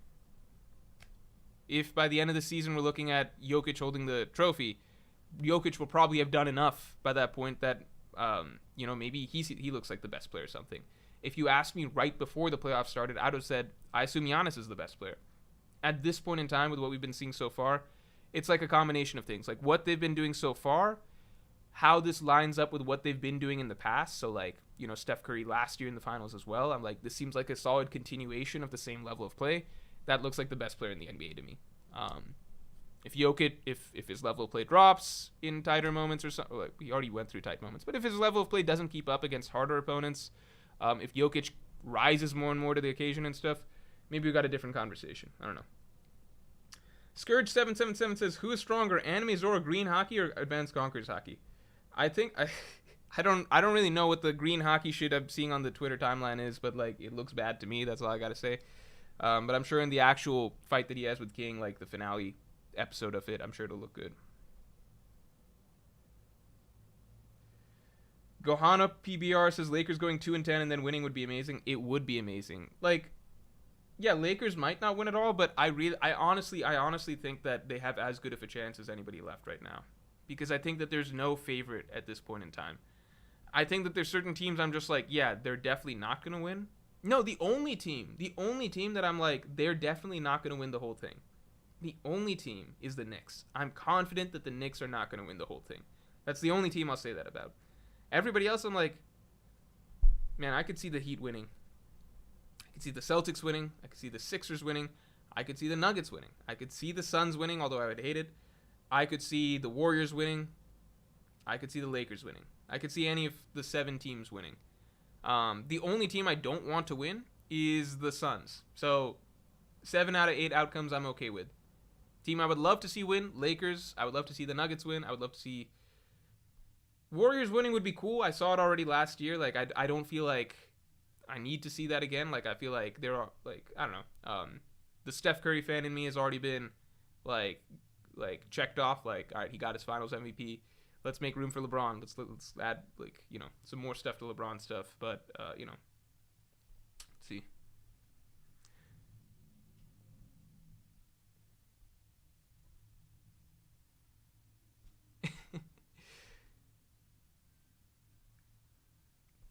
People roasting me for supporting Steph.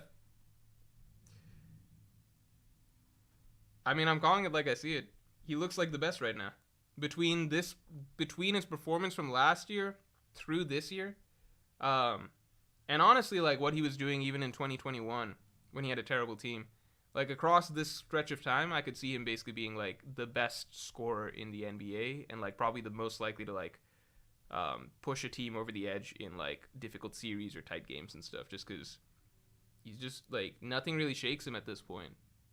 He used to be more fragile in terms of like his consistency as a good scorer, but at this point, it's just like when he really is trying hard, he just he could score at a high volume more consistently than anybody else, at an efficient high volume more than anybody else, and in like really important moments. Like we're at a point where I'm like, yeah, he can hit big threes, important threes to keep them in the game, to get them ahead, to catch up, etc. at any point, which wasn't the case even back in like when I first started watching him in like 2016. All right, let's keep going. Actually, there's no more real takes to talk about here. Isn't basketball all arranged games? Yeah, pretty much. It's all scripted. That's why we have the series we've got right now. All right, guys. Mitchell Kuzmik says, how are you rating the Blackbeard part so high? We only know that Blackbeard is strong. Because they have Aokiji, so you have to look at the roster. We gave him Aokiji. If you take Aokiji out of the picture, Blackbeard plummets all the way down to number... they'd still be above Cross-Guild, but they'd be low. All right, guys. That's about it. All right. I will talk to you guys later. Thanks for tuning in.